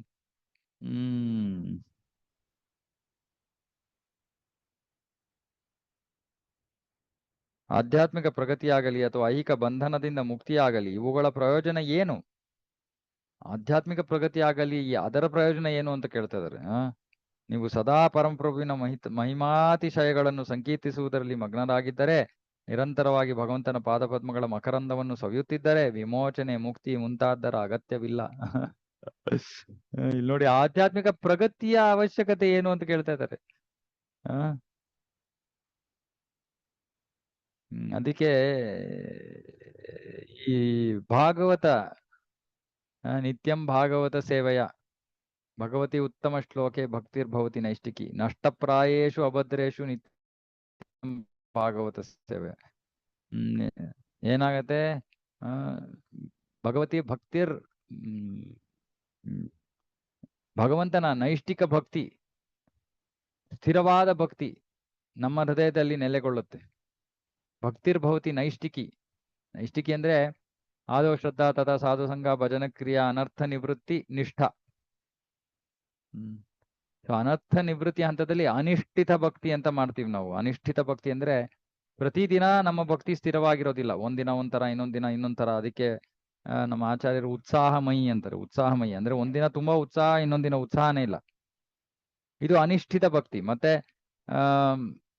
ಅನರ್ಥಗಳಿಂದ ನಾವು ತುಂಬಿರೋದ್ರಿಂದ ಒಂದಿನ ಯಾವ್ದೋ ಕಾಮನೆಗೆ ಬಲಿ ಬೀಳ್ತೀವಿ, ಇನ್ನೊಂದಿನ ಯಾವ್ದೋ ಮೋಹ, ಇನ್ನೊಂದಿನ ಕ್ರೋಧ. ಸೊ ಇದೆಲ್ಲ ಅನಿಷ್ಠಿತ ಭಕ್ತಿ. ಅರೆ ನಿಷ್ಠಿತ ಭಕ್ತಿ ಅಂದ್ರೆ ಎಲ್ಲಾ ಸಾಕಷ್ಟು ನಷ್ಟಪ್ರಾಯೇಶು ಅಭದ್ರೇಶು. ಪ್ರಾಯೇಶು ಅಂದ್ರೆ ಸಾಕಷ್ಟು ಹೆಚ್ಚು ಕಡಿಮೆ ಎಲ್ಲಾ ಅನರ್ಥಗಳು ನಾಶವಾಗುವಂತಾಗಿರುವಂತಹ ನಿಷ್ಠೆಯ ಹಂತವನ್ನ ಹೇಗೆ ತಲುಪೋದು? ನಿತ್ಯಂ ಭಾಗವತ ಸೇವೆಯ. ಹೇಗೆ ನಿತ್ಯಂ ಭಾಗವತ ಸೇವೆಯಿಂದ ನಾವು ನಿಷ್ಠಾ ಭಕ್ತಿಯ ಹಂತಕ್ಕೆ ಬರ್ತೀವಿ? ಈ ತರ ಶ್ಲೋಕಗಳನ್ನ ಓದಿ ಅದನ್ನ ಜೀರ್ಣಿಸ್ಕೋಬೇಕಾದ್ರೆ ಮೊದಲು ಅದನ್ನ ಮನಪೂರ್ವಕವಾಗಿ ಮನಸ್ಸನ್ನ ಇಟ್ಟು ಓದ್ಬೇಕು. ಇಲ್ಲಿ ನೋಡಿ, ಇಲ್ಲಿ ಏನ್ ಹೇಳ್ತಾ ಇದಾರೆ, ಆಧ್ಯಾತ್ಮಿಕ ಪ್ರಗತಿಯ ಪ್ರಯೋಜನ ಏನು? ಆಧ್ಯಾತ್ಮಿಕ ಪ್ರಗತಿಯ ಪ್ರಯೋಜನ ಏನು ಇಲ್ಲ. ಏನು ಬೇಕು ನನ್ಗೆ? ನಿರಂತರವಾಗಿ ಆ ಪ್ರಭುವಿನ ಮಹಿಮಾತಿಶಯಗಳನ್ನು ಸಂಕೀರ್ತಿಸುವುದರಲ್ಲಿ ಮಗ್ನರಾಗಿದ್ದರೆ, ಭಗವಂತನ ವೈಭವಗಳ ಬಗ್ಗೆ ಶ್ರವಣ ಕೀರ್ತನದಲ್ಲಿ ಮಗ್ನರಾಗಿದ್ರೆ, ನಿರಂತರವಾಗಿ ಭಗವಂತನ ಪಾದಪದ್ಮಗಳ ಮಕರಂದವನ್ನು ಸವಿಯುತ್ತಿದ್ದರೆ, ಶ್ರವಣ ಮಾಡ್ತಿರುವಾಗ ಭಗವಂತನ ಪಾದಪದ್ಮಗಳ ಮಕರಂದವನ್ನು ಸವಿಬೇಕು. ಇದರ ಅರ್ಥ ಏನು? ಭಗವಂತನ ಪಾದಪದ್ಮಗಳಲ್ಲಿ ಇರುವಂತಹ ಮಕರಂದವನ್ನ ಭಕ್ತರು ಆಸ್ವಾದಿಸ್ತಾ ಇದ್ದಾರೆ. ಯಾವ ರೀತಿಯಲ್ಲಿ? ತಮ್ಮನ್ನ ತಾವು ಭಗವಂತನಿಗೆ ಅರ್ಪಿಸಿಕೊಳ್ಳುವರು ಇದು ಮುಖೇನ, ತಮ್ಮನ್ನ ತಾವು ಭಗವಂತನಿಗೆ ಅಷ್ಟು ಅದ್ಭುತವಾದ ಭಕ್ತಿ ಸೇವೆ ಮಾಡುವ ಮುಖೇನ. ಸೊ ಅವರ ಭಕ್ತಿಯ ಪ್ರದರ್ಶನವನ್ನ ಅಥವಾ ಅವರ ಭಕ್ತಿಯನ್ನ ನೋಡಿ ಅವರು ಯಾವ ರೀತಿ ಭಗವಂತನಿಗೆ ಸಮರ್ಪಿತರಾಗಿದ್ದಾರೆ ಅಂತ ಶ್ರವಣ ಮಾಡಿ ನಾವು ಕೂಡ ಮಕರಂದವನ್ನ ಸವಿತೀವಿ. ಪ್ರಹ್ಲಾದ ಮಹಾರಾಜನ ಬಗ್ಗೆ ನೀವು ಓದಿದ್ರೆ 7ನೇ ಸ್ಕಂದದಲ್ಲಿ ಅದರಲ್ಲಿ ಹೇಳ್ತಾರೆ, ಪ್ರಹ್ಲಾದ ಮಹಾರಾಜ ಭಗವಂತ ಅವನ ಭುಜವನ್ನ ಸ್ಪರ್ಶ ಮಾಡ್ತಾ ಇದ್ದಂತೆ, ಅವನ ಜೊತೆಗೆ ಇರ್ತಾ ಇದ್ದ. ಪ್ರಹ್ಲಾದ ಮಹಾರಾಜನಿಗೆ ತಂದೆ ಕೊಲ್ಲೋದಕ್ಕೆ ಪ್ರಯತ್ನ ಮಾಡ್ತಾ ಇದ್ದಾನೆ. ತ್ರಿಶೂಲದಿಂದ ಅವನ ಸೇವಕರು ಅವನ ಶರೀರವನ್ನು ತಿವಿತಾ ಇದ್ದಾರೆ. ಪ್ರಹ್ಲಾದ ಪಾಪ 5 ವರ್ಷದ ಚಿಕ್ಕ ಮಗು, ಅವನ ಚರ್ಮ ಎಷ್ಟು ಮೃದುವಾಗಿರ್ಬೇಕು, ಎಷ್ಟು ಸುಲಭವಾಗಿ ಒಂದು ತ್ರಿಶೂಲ ಇದ್ರೆ ಅವನ ದೇಹದೊಳಗೆ ಅದು ಛೇದಿಸ್ಬಿಡ್ಬೋದು. ಆದ್ರೆ ಏನೂ ಆಗ್ಲಿಲ್ವಂತೆ, ಏನೂ ಆಗ್ಲಿಲ್ಲ. ಮೇಲಿಂದ ದೊಡ್ಡ ಪರ್ವತದಿಂದ ಕೆಳಗಡೆ ಎಸಿತಾ ಇದ್ದಾರೆ, ಬೆಂಕಿಯೆಲ್ಲ ಹಾಕ್ತಾ ಇದ್ದಾರೆ, ವಿಷವನ್ನ ಕುಡಿಸ್ತಾ ಇದ್ದಾನೆ, ವಿಷ ಸರ್ಪಗಳು ಬೇರೆ ಪ್ರಾಣಿಗಳ ನಡುವೆ ಹಾಕ್ತಾ ಇದ್ದಾನೆ. ಏನು ಮಾಡಿದ್ರು ಏನೂ ಆಗ್ತಾ ಇಲ್ಲ ಪ್ರಹ್ಲಾದನಿಗೆ. ಏನು ಆಯ್ತು ಅಲ್ಲ, ಏನೋ ಆಯ್ತು, ಆದ್ರೆ ಅವನಿಗೆ ನೋವು ತಡ್ಕೊಂಡ ಅವನು ತಾಮ್ ಸ್ಥಿತಿಕ್ಷಿಸೋ ಭಾರತ ಅಲ್ಲ, ಏನೂ ಆಗ್ಲೇ ಇಲ್ಲ. ಯಾಕೇನು ಆಗ್ಲಿಲ್ಲ? ಅವ್ರು ಯಾವಾಗ್ಲೂ ಭಗವಂತನ ಸ್ಮರಣೆಯಲ್ಲೇ ಇರ್ತಿದ್ರು ಪ್ರಭುಜಿ. ಏನು ಆಗದೇ ಇಲ್ವಾ? ಏನ್ ಅನುಗ್ರಹ ಕೊಟ್ರು? ಯಾವ ರೀತಿ ಅನುಗ್ರಹ ಕೊಟ್ರು? ಭಗವಂತ ಅವ್ರ ಜೊತೆಲೇ ಇದ್ರು ಪ್ರಭು. ಯಾವ ಶಿಕ್ಷೆ ಕೊಟ್ಟರು ತಡ್ಕೊಳ್ಳೋ ಒಂದು, ಅದೇ ನಾನು ಹೇಳಿದ್ದು, ಆ ತಡ್ಕೊಳ್ಳೋ ಶಕ್ತಿ ಅಲ್ಲ ಅದು. ಏನೂ ಆಗ್ಲಿಲ್ಲ ಪ್ರಹ್ಲಾದನಿಗೆ, ಒಂದು ಸ್ಕ್ರಾಚ್ ಕೂಡ ಬರ್ಲಿಲ್ಲ ಅವನ ಶರೀರದ ಮೇಲೆ. ಹೇಗೆ? ನಾನು ಭಗವಂತನ ಮೇಲೆ ಅಷ್ಟು ನಂಬಿಕೆ ಇಟ್ಟಿದ್ದ, ನನ್ನನ್ನು ಯಾವಾಗ್ಲೂ ನಂಬಿಕೆ ಇಟ್ಟಿದ್ರೆ ಏನಪ್ಪಾ? ಯಾರೋ ಚೂರಿ ತಗೊಂಡ್ ಬಂದ್ಬಿಟ್ಟು ಚುಚ್ತಾ ಇದಾರೆ ನಿಮ್ ಒಳಗಡೆ. ಭಗವಂತನ ನಂಬಿಕೆ ಇಟ್ಕೊಂಡ್ರೆ ಏನ್ ಪ್ರಯೋಜನ? ಆಯ್ತು, ಆಮೇಲೆ ಬದುಕೋಬಹುದು, ಆದ್ರೆ ಏನು ಆಗ್ತಾನೆ ಇಲ್ಲ. ಇವಾಗ ನೀವು ಅಡ್ಗೆ ಮಾಡ್ತಾ ಇದ್ದೀರಾ, ನಿಮ್ಗೆ ಭಗವಂತನ ಮೇಲೆ ನಂಬಿಕೆ ಇಲ್ವಾ? ಖಂಡಿತ ನಂಬಿಕೆ ಇದೆ. ಒಂದೊಂದ್ಸತಿ ಕೈ ಕಟ್ಟಾಗತ್ತೆ, ಬೆರಳು ಕಟ್ಟಾಗತ್ತೆ.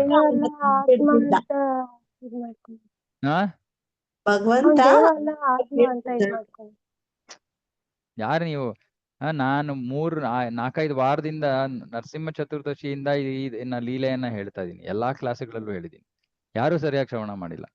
ಭಗವಂತ ಅವನ್ನ ತಬ್ಬಿಡ್ದಿದ್ದ, ಸುಶೀಲಾ ಮಾತಾಜಿ ತಬ್ಕೊಂಡಿದ್ದ. ಭಗವಂತ ಪ್ರಹ್ಲಾದನನ್ನ ತಬ್ಕೊಂಡಿದ್ದ. ಅವನ್ ತಬ್ಕೊಂಡಿದ್ರಿಂದ ಅವ್ರು ಯಾರು ಚುಚ್ತಾ ಇದ್ರು, ಯಾರಕ್ಕೆ ಚುಚ್ತಾ ಇದಾರೆ ಅವರು? ಭಗವಂತನ ಶರೀರಕ್ಕೆ. ಭಗವಂತನ ಶರೀರ ಅಲೌಕಿಕವಾದದ್ದು, ಅವನಿಗೇನಾಗತ್ತೆ? ಚೈತನ್ಯ ಮಹಾಪ್ರಭುಗಳ ಲೀಲೆಯಲ್ಲಿ ಹರಿದಾಸ್ ಠಾಕೂರ್ರನ್ನ ಮಾರುಕಟ್ಟೆಯಲ್ಲಿ ಚಾವಟಿಯ ಏಟು, ಅವ್ನು ಚಾವಟಿ ಏಟು ಕೊಡ್ತಾ ಇರೋನು, ಅವನು ಹೇಳ್ದಾನೆ, ಅಯ್ಯೋ ಇಂತಹ ಚಾವಟಿ ಏಟ್ ಅಂತ ತಿನ್ನೋರು 10 ನಿಮಿಷ ಕೂಡ 10 ನಿಮಿಷಕ್ಕಿಂತ ಜಾಸ್ತಿ ಅವ್ರು ಬದುಕಿರಕ್ ಸಾಧ್ಯನೇ ಇಲ್ಲ. ಇವ್ನು ನೋಡ್ರೆ ಎಷ್ಟು 21-22 ಮಾರ್ಕೆಟ್ ಪ್ಲೇಸ್ ಅಲ್ಲಿ ಹೊಡಿತಾ ಇದ್ದಾರೆ ಮಾರುಕಟ್ಟೆಗಳಲ್ಲಿ. ಆಮೇಲೆ ಮಹಾಪ್ರಕಾಶ ಲೀಲೆಯನ್ನ ಪ್ರದರ್ಶಿಸಿದಾಗ ಚೈತನ್ಯ ಮಹಾಪ್ರಭುಗಳು ತಮ್ಮ ಈಶ್ವರ ಭಾವವನ್ನು ಪ್ರದರ್ಶಿಸ್ತಾರೆ. ಅವಾಗ ಹರಿದಾಸ ಠಾಕೂರನ್ನು ಕರೀತಾರೆ, ಕರೆದು ಕೇಳ್ತಾರೆ, ನಿನಗೆ ಜ್ಞಾಪಕ ಇದೆಯಾ? ನಿನಗೆ ಅವರು ಯದ್ವಾತತ್ವ ಹೊಡಿತಾ ಇದ್ರು, ನಿನ್ಗೆ ಏನೂ ಆಗ್ಲಿಲ್ಲ, ಯಾಕೆ ಗೊತ್ತಾ? ನಾನು ನಿನ್ನ ತಪ್ಕೊಂಡಿದ್ದೆ ಅನ್ಬಿಟ್ಟು ಆಮೇಲೆ ಅವರ ಮೈ ಮೇಲೆ ಆ ಚಾವಟಿಯ ಏಟಿನ ಒಂದು ಇದನ್ನ ತೋರಿಸ್ತಾರೆ, ಮಾರ್ಕ್. ಯಾಕೆ ಭಗವಂತ ಅದನ್ನ ಮಾಡ್ತಾನೆ? ಯಾಕಂದ್ರೆ ಭಕ್ತರಿಗೆ ಭಗವಂತನ ಮೇಲೆ ಎಷ್ಟು ಪ್ರೀತಿ, ಎಷ್ಟು ನಂಬಿಕೆ ಅಂದ್ರೆ ಅವರು ಕೇಳಕ್ಕೂ ಹೋಗಲ್ಲ. ಹರಿದಾಸ್ ಠಾಕೂರ್ ಕರೆದ್ರ, ಪ್ರಹ್ಲಾದ್ ಮಹಾರಾಜ ಕರೆದ್ನ, ಭಗವಂತ ಬಾಪ ಸ್ವಲ್ಪ ನನ್ನ ಆಲಿಂಗ್ಸು, ಇವ್ರು ಹೊಡಿತಾ ಇದ್ದಾರೆ, ನನ್ಗೆ ಸ್ವಲ್ಪ ರಕ್ಷಿಸು. ಎಷ್ಟು ಆ ಭಕ್ತಿ ಎಷ್ಟು ಅತ್ಯುತ್ಕೃಷ್ಟವಾದದ್ದು ಅಂದ್ರೆ, ನನ್ನ ಕೆಲಸ ಒಂದೇ, ಭಗವಂತನ ನಾಮಸ್ಮರಣೆ, ಭಗವಂತನ ಸೇವೆ. ನನ್ನ ದೇಹ ನಾಶವಾದರೆ ಆಗ್ಲಿ, ಬೇಕಾದ್ರೆ ಭಗವಂತ ಉಳಿಸ್ಕೋತಾನೆ. ನನ್ನಿಂದ ಏನಾದ್ರು ಸೇವೆ ಆಗ್ಬೇಕಂದ್ರೆ ಈ ದೇಹದಿಂದ ಉಳಿಸ್ಕೋತಾನೆ, ಇಲ್ಲ ಅಂದ್ರೆ ದೇಹ ತ್ಯಜಿಸ್ಬೇಕಾತ ಅಷ್ಟೇ. ಅಂತೂ ಹೆಂಗೋ ಅಂತೂ ಸೇವೆ ಅಂತೂ ಮುಂದುವರಿಯುತ್ತೆ. ಇವಾಗ ಇಂತಹ ಭಕ್ತರ ಜೀವನದಲ್ಲಿ ಇವರು ಅನುಭವಿಸ್ತಾ ಇರೋ ಭಗವಂತನ ಜೊತೆಗಿನ ಸಂಬಂಧವನ್ನು ನಾವು ಕೇಳಿದಾಗ ಅವರು ಅನುಭವಿಸ್ತಾ ಇರೋ ಮಕರಂದವನ್ನು ನಾವು ಅರ್ಥ ಮಾಡ್ಕೋಬಹುದು. ನಾವು ಮಕರಂದವನ್ನು ಸವಿಬಹುದು. ಯಾರು ಈ ಸುಮ್ಮನೆ ಈ ಮಕರಂದವನ್ನ ಸವಿಯೋ ಕೆಲಸ ಅಷ್ಟೇ. ನಮಗೆ ಭಕ್ತಿ ಅಂದ್ರೆ ಏನು ಕೆಲಸ? ಈ ಮಕರಂದವನ್ನ ಸವಿಯೋದು, ಈ ಅಮೃತವನ್ನ ಕುಡಿತಾ ಇರೋದು. ಅದಕ್ಕೆ ಭಾಗವತದಲ್ಲಿ 2ನೇ ಶ್ಲೋಕದಲ್ಲಿ ಏನ್ ಹೇಳ್ತಾರೆ, 3ನೇ ಶ್ಲೋಕದಲ್ಲಿ ಮಂಗಳಾಚರಣದಲ್ಲಿ ಪಿಬತ ಭಾಗವತಂ ರಸಮಾಲಯಂ. ಪಿಬತ ಅಂದ್ರೆ ಏನು? ಕುಡಿರಿ ಅಂತ. ಏನನ್ನ? ಭಾಗವತಂ ರಸಮಾಲಯಂ ಮುಹುರಹೋ ರಸಿಕಾ ಭೂವಿ ಭಾವುಕಾಹ. ರಸಿಕರು, ಯಾರಿಗೆ ಈ ಭಗವಂತನ ಭಕ್ತಿ ರಸ ಅನ್ನೋ ಒಂದು ಪಾನೀಯವನ್ನ ಯಾರಿಗೆ ಕುಡಿಯೋದಕ್ಕೆ ಇಷ್ಟನೋ ಹೇಳ್ತಾರೆ, ರಸಿಕರೇ ಬನ್ನಿ ಕುಡಿರಿ ಭಾಗವತವನ್ನ. ಅದು ಇದು ಗಲಿತಂ ಫಲಂ ಇಂದ ಶುರು ಆಗತ್ತೆ. ಗಲಿತಂ ಫಲಂ ಶುಕಮುಖಾದ ಅಮೃತ ದ್ರವ ಸಂಯುತಂ. ಗಲಿತಂ ಫಲಂ ಅಂದ್ರೆ ಹಣ್ಣು. ಹಣ್ಣನ್ನ ಹೆಂಗ್ ಕುಡಿಯೋಕ್ಕಾಗತ್ತೆ? ಹಣ್ಣನ್ ಕುಡಿತಿರೋ ತಿಂತಿರೋ? ಮಾವಿನ ಹಣ್ಣು ಈ ಸೀಸನ್, ಇವಾಗ ಮಾವಿನ ಹಣ್ಣ ತಿಂತಿರೋ ಕುಡಿತಾ ಇದ್ದೀರೋ? ಮಾವಿನ ಹಣ್ಣನ್ನ ತಿಂತಾ ಇದೀವಿ. ಮಾವಿನ ಹಣ್ಣು ಸಿಕ್ಕಿದಾಗ ಹಣ್ಣನ್ನ ತಿನ್ಬೇಕು, ಆಮೇಲೆ ಅದನ್ನ ರಸ ಮಾಡಿದಾಗ ರಸವನ್ನು ಕುಡಿಯೋದು. ಆದ್ರೆ ಇಲ್ಲಿ ಹೇಳ್ತಾ ಇದಾರೆ, ಇದು ಹಣ್ಣು ಎಷ್ಟು ಅದು ಹಣ್ಣಾಗ್ಬಿಟ್ಟಿದೆ, ಅದು ಪಕ್ವವಾಗೋಗಿದೆ ಅಂದ್ರೆ ಅದರಿಂದ ಅದನ್ನ ಹಣ್ಣನ್ನು ಕತ್ತರಿಸಕ್ಕೆ ಆಗ್ತಾ ಇಲ್ಲ, ಅದು ನೇರವಾಗಿ ರಸದಂತೆ ಬರ್ತಾ ಇದೆ. ಅದು ಭಾಗವತ. ಆ ಭಾಗವತದ ರಸವನ್ನ ನಾವು ಕುಡಿಬೇಕು. ಆ ರಸವನ್ನ ನಾವು ಕುಡಿದಾಗ, ನಾವು ಅನುಭವ ಮಾಡಿದಾಗ ನಮಗೆ ಬೇರೆ ರಸ ಬೇಕಾಗಲ್ಲ, ಲೌಕಿಕ ರಸ ಬೇಕಾಗಲ್ಲ. ಈ ಟಿವಿಗಳು, ಚಲನಚಿತ್ರ, ಇನ್ಯಾವುದು ಸೀರಿಯಲ್ಗಳು, ಅದು ಇದು ಹಾಳು ಮೂಳು. ಇಲ್ಲ ಅದೇ ಹೇಳ್ತಾ ಇರೋದು. ಇವಾಗ ನಿರಂತರವಾಗಿ ಭಗವಂತನ ಪಾದಪದ್ಮಗಳ ಮಕರಂದವನ್ನ ನಾವು ಸವಿತಾ ಇದ್ರೆ, ಭಗವಂತನ ವೈಭವಗಳ ಸಂಕೀರ್ತನೆಯಲ್ಲಿ ಮಗ್ನರಾಗಿದ್ರೆ ನಮಗಿನ್ನೇನು ಬೇಕು? ಏನು ಬೇಕಾಗಿಲ್ಲ. ಆಧ್ಯಾತ್ಮಿಕ ಪ್ರಗತಿನು ಏನಕ್ಕೆ ಬೇಕು? ಇನ್ನೂ ಹೆಚ್ಚು ಮಕರಂದ ಸವಿಬೋದಾ? ಆಯ್ತು ಸರಿ, ಹಾಗಾದ್ರೆ ಆಧ್ಯಾತ್ಮಿಕ ಪ್ರಗತಿ. ನೋಡಿ ಪ್ರಹ್ಲಾದ ಮಹಾರಾಜನ ನೋಡಿ ಒಂದು ಶ್ಲೋಕ. ಈ ರೀತಿ ನಾವು ಭಾಗವತದ ಆಳಕ್ಕೆ ಇಳಿಬೇಕು. ಭಕ್ತರ ನಡುವೆ ಭಕ್ತರು ಮಾಡ್ಬೇಕಾಗಿರೋದು ಕೆಲಸ ಇದು. ನಿಮ್ಮಲ್ಲೇ ಒಂದು ಚಿಕ್ಕ ಚಿಕ್ಕ ಸ್ಟಡಿ ಗ್ರೂಪ್ ಕ್ರಿಯೇಟ್ ಮಾಡ್ಕೊಳ್ಳಿ. ಗ್ರೂಪ್ ಕ್ರಿಯೇಟ್ ಮಾಡ್ಕೊಂಡು ಪ್ರತಿನಿತ್ಯ ಭಾಗವತವನ್ನು ಓದಿ ಒಂದು ಗಂಟೆ ಕಾಲ. ಇದರಲ್ಲಿ ಏನ್ ಮಾಡ್ಬೇಕು ಅಂದ್ರೆ, ಅಲ್ಲೇ ಪೂರ್ತಿ ಪುಸ್ತಕ ಓದೋದಲ್ಲ. ಇದ್ರಲ್ಲಿ ಒಂದು ರೀತಿ ಇದೆ ಮಾಡ್ಬೇಕಾಗಿರೋದು, ರಸಾಸ್ವಾದನೆಗೋಸ್ಕರ. ಏನ್ ಮಾಡ್ಬೇಕು ಅಂದ್ರೆ, ಮೊಟ್ಟ ಮೊದಲಿಗೆ ಇವಾಗ ಒಂದು ಹೇಳೋದು, ಇವಾಗ ಓಕೆ ನಾವು ಅರ್ಧ ಗಂಟೆ ಓದ್ತೀವಿ ಅಂದ್ರೆ ಮೇ ಬಿ 15 ಶ್ಲೋಕಗಳು ಅಷ್ಟು ನಾವು ಚರ್ಚೆ ಮಾಡ್ಬೋದು ಅಂತ ಇಟ್ಕೊಳ್ಳಿ ಉದಾಹರಣೆಗೆ. ಬರೋಕ್ಕಿಂತ ಮುಂಚೆ ಭಕ್ತರೆಲ್ಲರೂ 15 ಶ್ಲೋಕಗಳು ಅನುವಾದ ಭಾವಾರ್ಥವನ್ನು ಓದ್ಕೊಂಡು ಬಂದು ಭಾವಾರ್ಥದಿಂದ ಮುಖ್ಯ ಅಂಶಗಳನ್ನ ನೋಟ್ ಮಾಡ್ಕೊಂಡು ಬರ್ಬೇಕು. ಓಕೆ, ಇವಾಗ ಎಲ್ಲರೂ ಒಟ್ಟಿಗೆ ಬಂದಾಗ ಏನ್ ಮಾಡ್ಬೇಕು? ಶ್ಲೋಕ, ಅನುವಾದ, ಮುಖ್ಯಾಂಶಗಳು ಇದನ್ನ ಚರ್ಚೆ ಮಾಡ್ಬೇಕು. ಅನುವಾದದಲ್ಲಿ ನಾವು ಅನುವಾದಕ್ಕೆ ಪ್ರಭುಪಾದರು ಭಾವಾರ್ಥದಲ್ಲಿ ಬರೆದಿರೋ ಅಂಶಗಳನ್ನ ತಗೊಂಡು ಆ ಶ್ಲೋಕಗಳನ್ನ ನಾವು ಚರ್ಚೆ ಮಾಡ್ಬೇಕು. ಅಥವಾ ಅದರಿಂದ ನಮಗೇನು ಅನ್ನಿಸ್ತು, ನಮ್ಮ ಭಾವ ಏನು, ನಮಗೇನು ಅನುಭವ ಆಯ್ತು ಅದರಿಂದ, ಈ ವಿಷಯಗಳನ್ನ ಭಕ್ತರು ಚರ್ಚೆ ಮಾಡ್ಬೇಕು. ಇದು ಭಕ್ತರ ನಡುವಿನ ಏನ್ ಮಾಡ್ಬೇಕು ಭಕ್ತರು? ಸಂಘ ಅಂದ್ರೆ ಏನ್ ಮಾಡ್ಬೇಕು? ಭಕ್ತರು ಬರೀ ನಾವು ಒಂದು ಪ್ರಚಾರ ಕಾರ್ಯ, ಅದು ನಮಗೆ ಮುಖ್ಯವಾದ ಕೆಲಸ. ಅದು ನಡೀತಾ ಇರ್ಬೇಕು. ಅದೇ ಮೊನ್ನೆ ನಮ್ಮ ಹುಳಿಮಾವು ಕೇಂದ್ರದಲ್ಲಿ ನಾವು ರಥಯಾತ್ರೆಗೋಸ್ಕರ ಒಂದು ಮೀಟಿಂಗ್ ಇತ್ತು. ನಮ್ಮ ಮೀಟಿಂಗ್ ಶುರು ಮಾಡೋಕ್ಕಿಂತ ಮುಂಚೆ ನಾನು ಹೇಳಿದೆ, ಯಾಕಂದ್ರೆ ಎಲ್ಲ ಭಕ್ತರು ಒಟ್ಟಿಗೆ ಕೂತಿರು, ಒಂದು 25 ಭಕ್ತರು. ನಾನು ಹೇಳಿದೆ ಫಸ್ಟ್ ಟೈಮು ನಾವೆಲ್ಲರೂ ಒಟ್ಟಿಗೆ ಕೂತ್ಕೊಂಡಿದೀವಿ ಅಂತ. ಯಾಕಂದ್ರೆ ಇಲ್ಲಾಂದ್ರೆ ಎಲ್ಲರೂ ಒಬ್ರೊಬ್ರು ಒಂದೊಂದು ದಿಕ್ಕಲ್ಲಿ ಓಡ್ತಾ ಇರ್ತೀವಿ, ಯಾರಿಗೂ ಸಮಯ ಇಲ್ಲ. ಅದಕ್ಕೆ ಮೊದಲೇ ಹೇಳಿದೆ, ನನಗೆ ನೀವೆಲ್ಲರನ್ನೂ ಒಟ್ಟಿಗೆ ಕೂತಿರೋದು ನೋಡೇ ಸಂತೋಷ ಆಯ್ತು ಅಂತ. ಯಾಕಂದ್ರೆ ಅದು ಭಕ್ತರ ಒಂದು ಸಂಘ ಅಂದ್ರೆ ಅದು. ನಾವು ಏನು ಕೂತ್ಕೊಳ್ಳೋಕೆ ಸಮಯ ಇಲ್ಲ, ಮಾತಾಡೋಕೆ ಸಮಯ ಇಲ್ಲ, ಇನ್ನೊಂದಕ್ಕೆ ಸಮಯ ಇಲ್ಲ. ಸೇವೆ ಸೇವೆ ಸೇವೆ ಅಂತ ಓಡ್ತಾ ಇರ್ತೀವಿ. ಅದು ಮಾಡ್ಬೇಕು, ಇದು ಮಾಡ್ಬೇಕು. ಇದು ಯಾವಾಗ ಮಾಡ್ಬೇಕು? ಅಟ್ಲೀಸ್ಟ್ ಒಂದ್ ತಿಂಗಳಿಗೆ 2 ತಿಂಗಳಿಗೆ ಒಂದ್ಸತಿ ಭಕ್ತರೆಲ್ಲರೂ ಒಟ್ಟಿಗೆ ಸೇರ್ಬೇಕು. ಒಂದು ಚಿಕ್ಕ ಯಾತ್ರೆ, ಒಂದಿನ, ಯಾವಾಗ್ಲೋ ಒಂದಿನ ಹೋಗೋದು. ಅದ್ರಲ್ಲಿ ಓಡ್ತಾ ಇರ್ಬಾರ್ದು. ಅದ್ರಲ್ಲಿ ಸುಮ್ಮನೆ ಕೂತ್ಕೊಂಡು ಶ್ರವಣ ಮಾಡ್ಬೇಕು.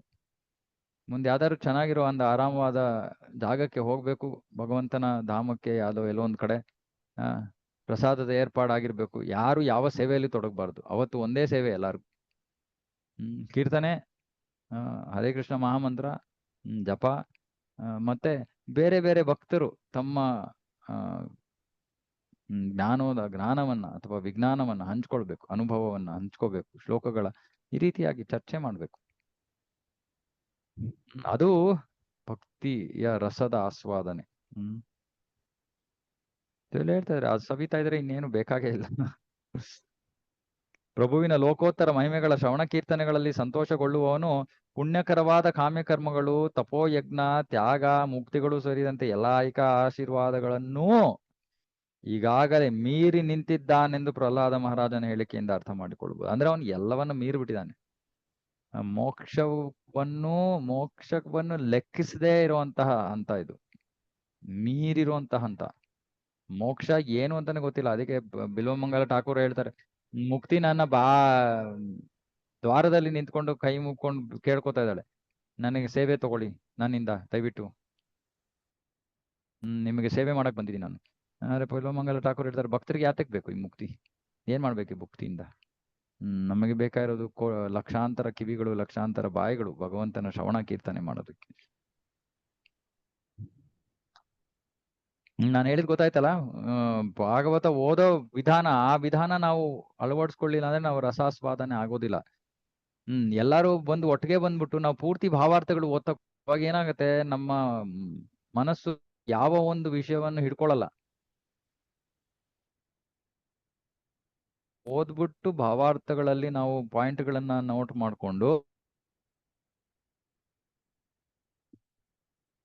ಶ್ಲೋಕವನ್ನ ಚೆನ್ನಾಗಿ ಅರ್ಥ ಮಾಡ್ಕೊಳ್ಳೋದು, ಆಮೇಲೆ ಭಾವಾರ್ಥದಿಂದ ಇರೋ ಮುಖ್ಯಾಂಶಗಳು, ಇದನ್ನ ಚರ್ಚೆ ಮಾಡ್ಬೇಕು.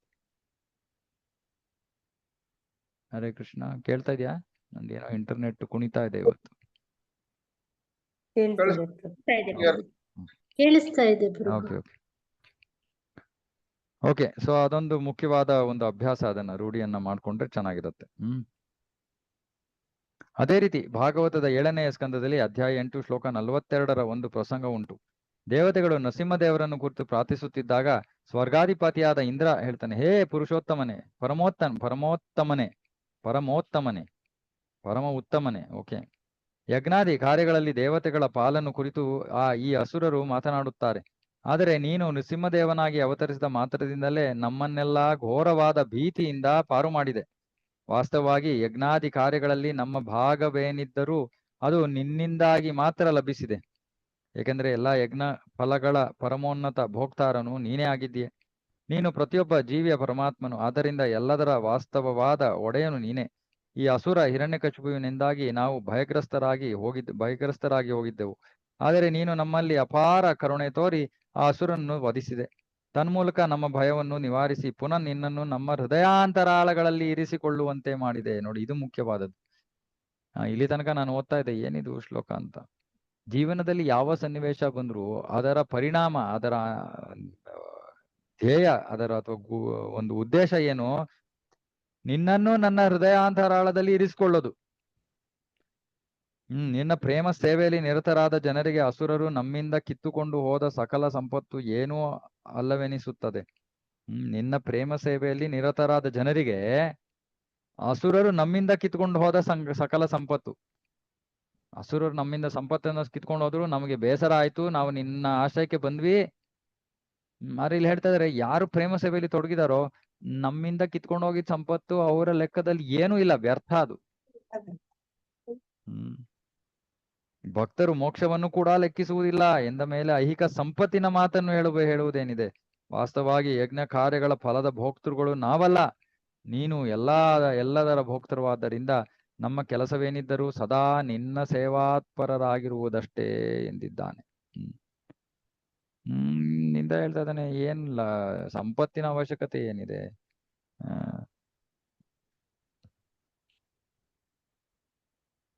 ಮೋಕ್ಷವನ್ನೇ ಲೆಕ್ಸೋದಿಲ್ಲ ಭಕ್ತರು. ಇನ್ನ ಭೌತಿಕ ಸಂಪತ್ತಿನ ಹಿಂದೆ ಯಾಕೆ ಬೀಳ್ತಾರೆ ಭಕ್ತರು? ಅವ್ರಿಗೆ ಬೇಕಾಗಿರೋದು ಭಗವಂತನ ಕುರಿತಾದ ಶ್ರವಣ ಕೀರ್ತನೆ. ಸೊ ಅದ್ಭುತವಾದ ನೋಡಿ, ಎಲ್ಲವನ್ನು ಅಧ್ಯಾಯ ಇರೋದು ಮೋಕ್ಷ.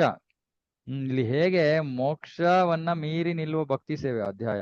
ಸೊ ಹೇಗೆ ಭಕ್ತಿ ಸೇವೆಯಲ್ಲಿ ಏನನ್ನ ನಾವು ಅನುಭವಿಸ್ಬೇಕು ಅನ್ನೋದನ್ನ ಇಲ್ಲಿ ಎಷ್ಟು ಚೆನ್ನಾಗಿ ಪ್ರಭುಪಾದರು ಅಲ್ಲ ರೂಪ ಗೋಸ್ವಾಮಿ ಅವರು, ಅದು ಪ್ರಭುಪಾದರು ಶ್ಲೋಕಗಳು ಭಾಗವತ ಅದಕ್ಕೆ ಅಷ್ಟು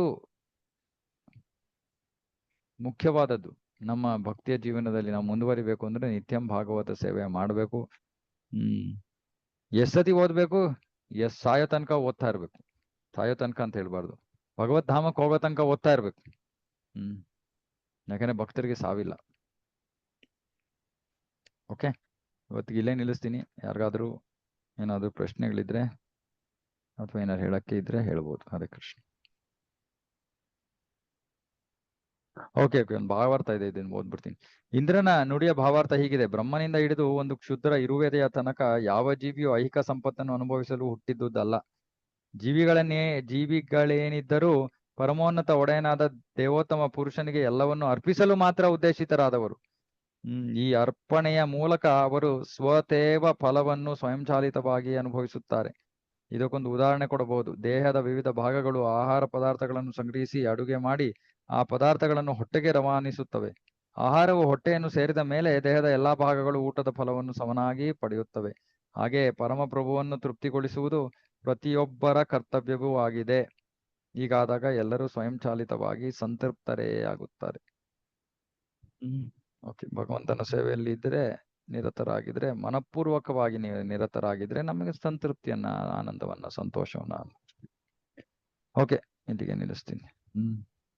ಭಕ್ತಿರಸ ಅಮೃತ ಸಿಂಧು ಪ್ರಭುಪಾದ ಕೀ ಜಯ, ಸಮವೇತ ಗೌರವ ಭಕ್ತವೃಂದ ಕೀ ಜಯ. ಹರೇ ಕೃಷ್ಣ. ಯಾರಿಗಾರು ಏನಾರು ಇದೆಯಾ ಹೇಳೋದಕ್ಕೆ? ಹರೇ ಕೃಷ್ಣ ಪ್ರಭು.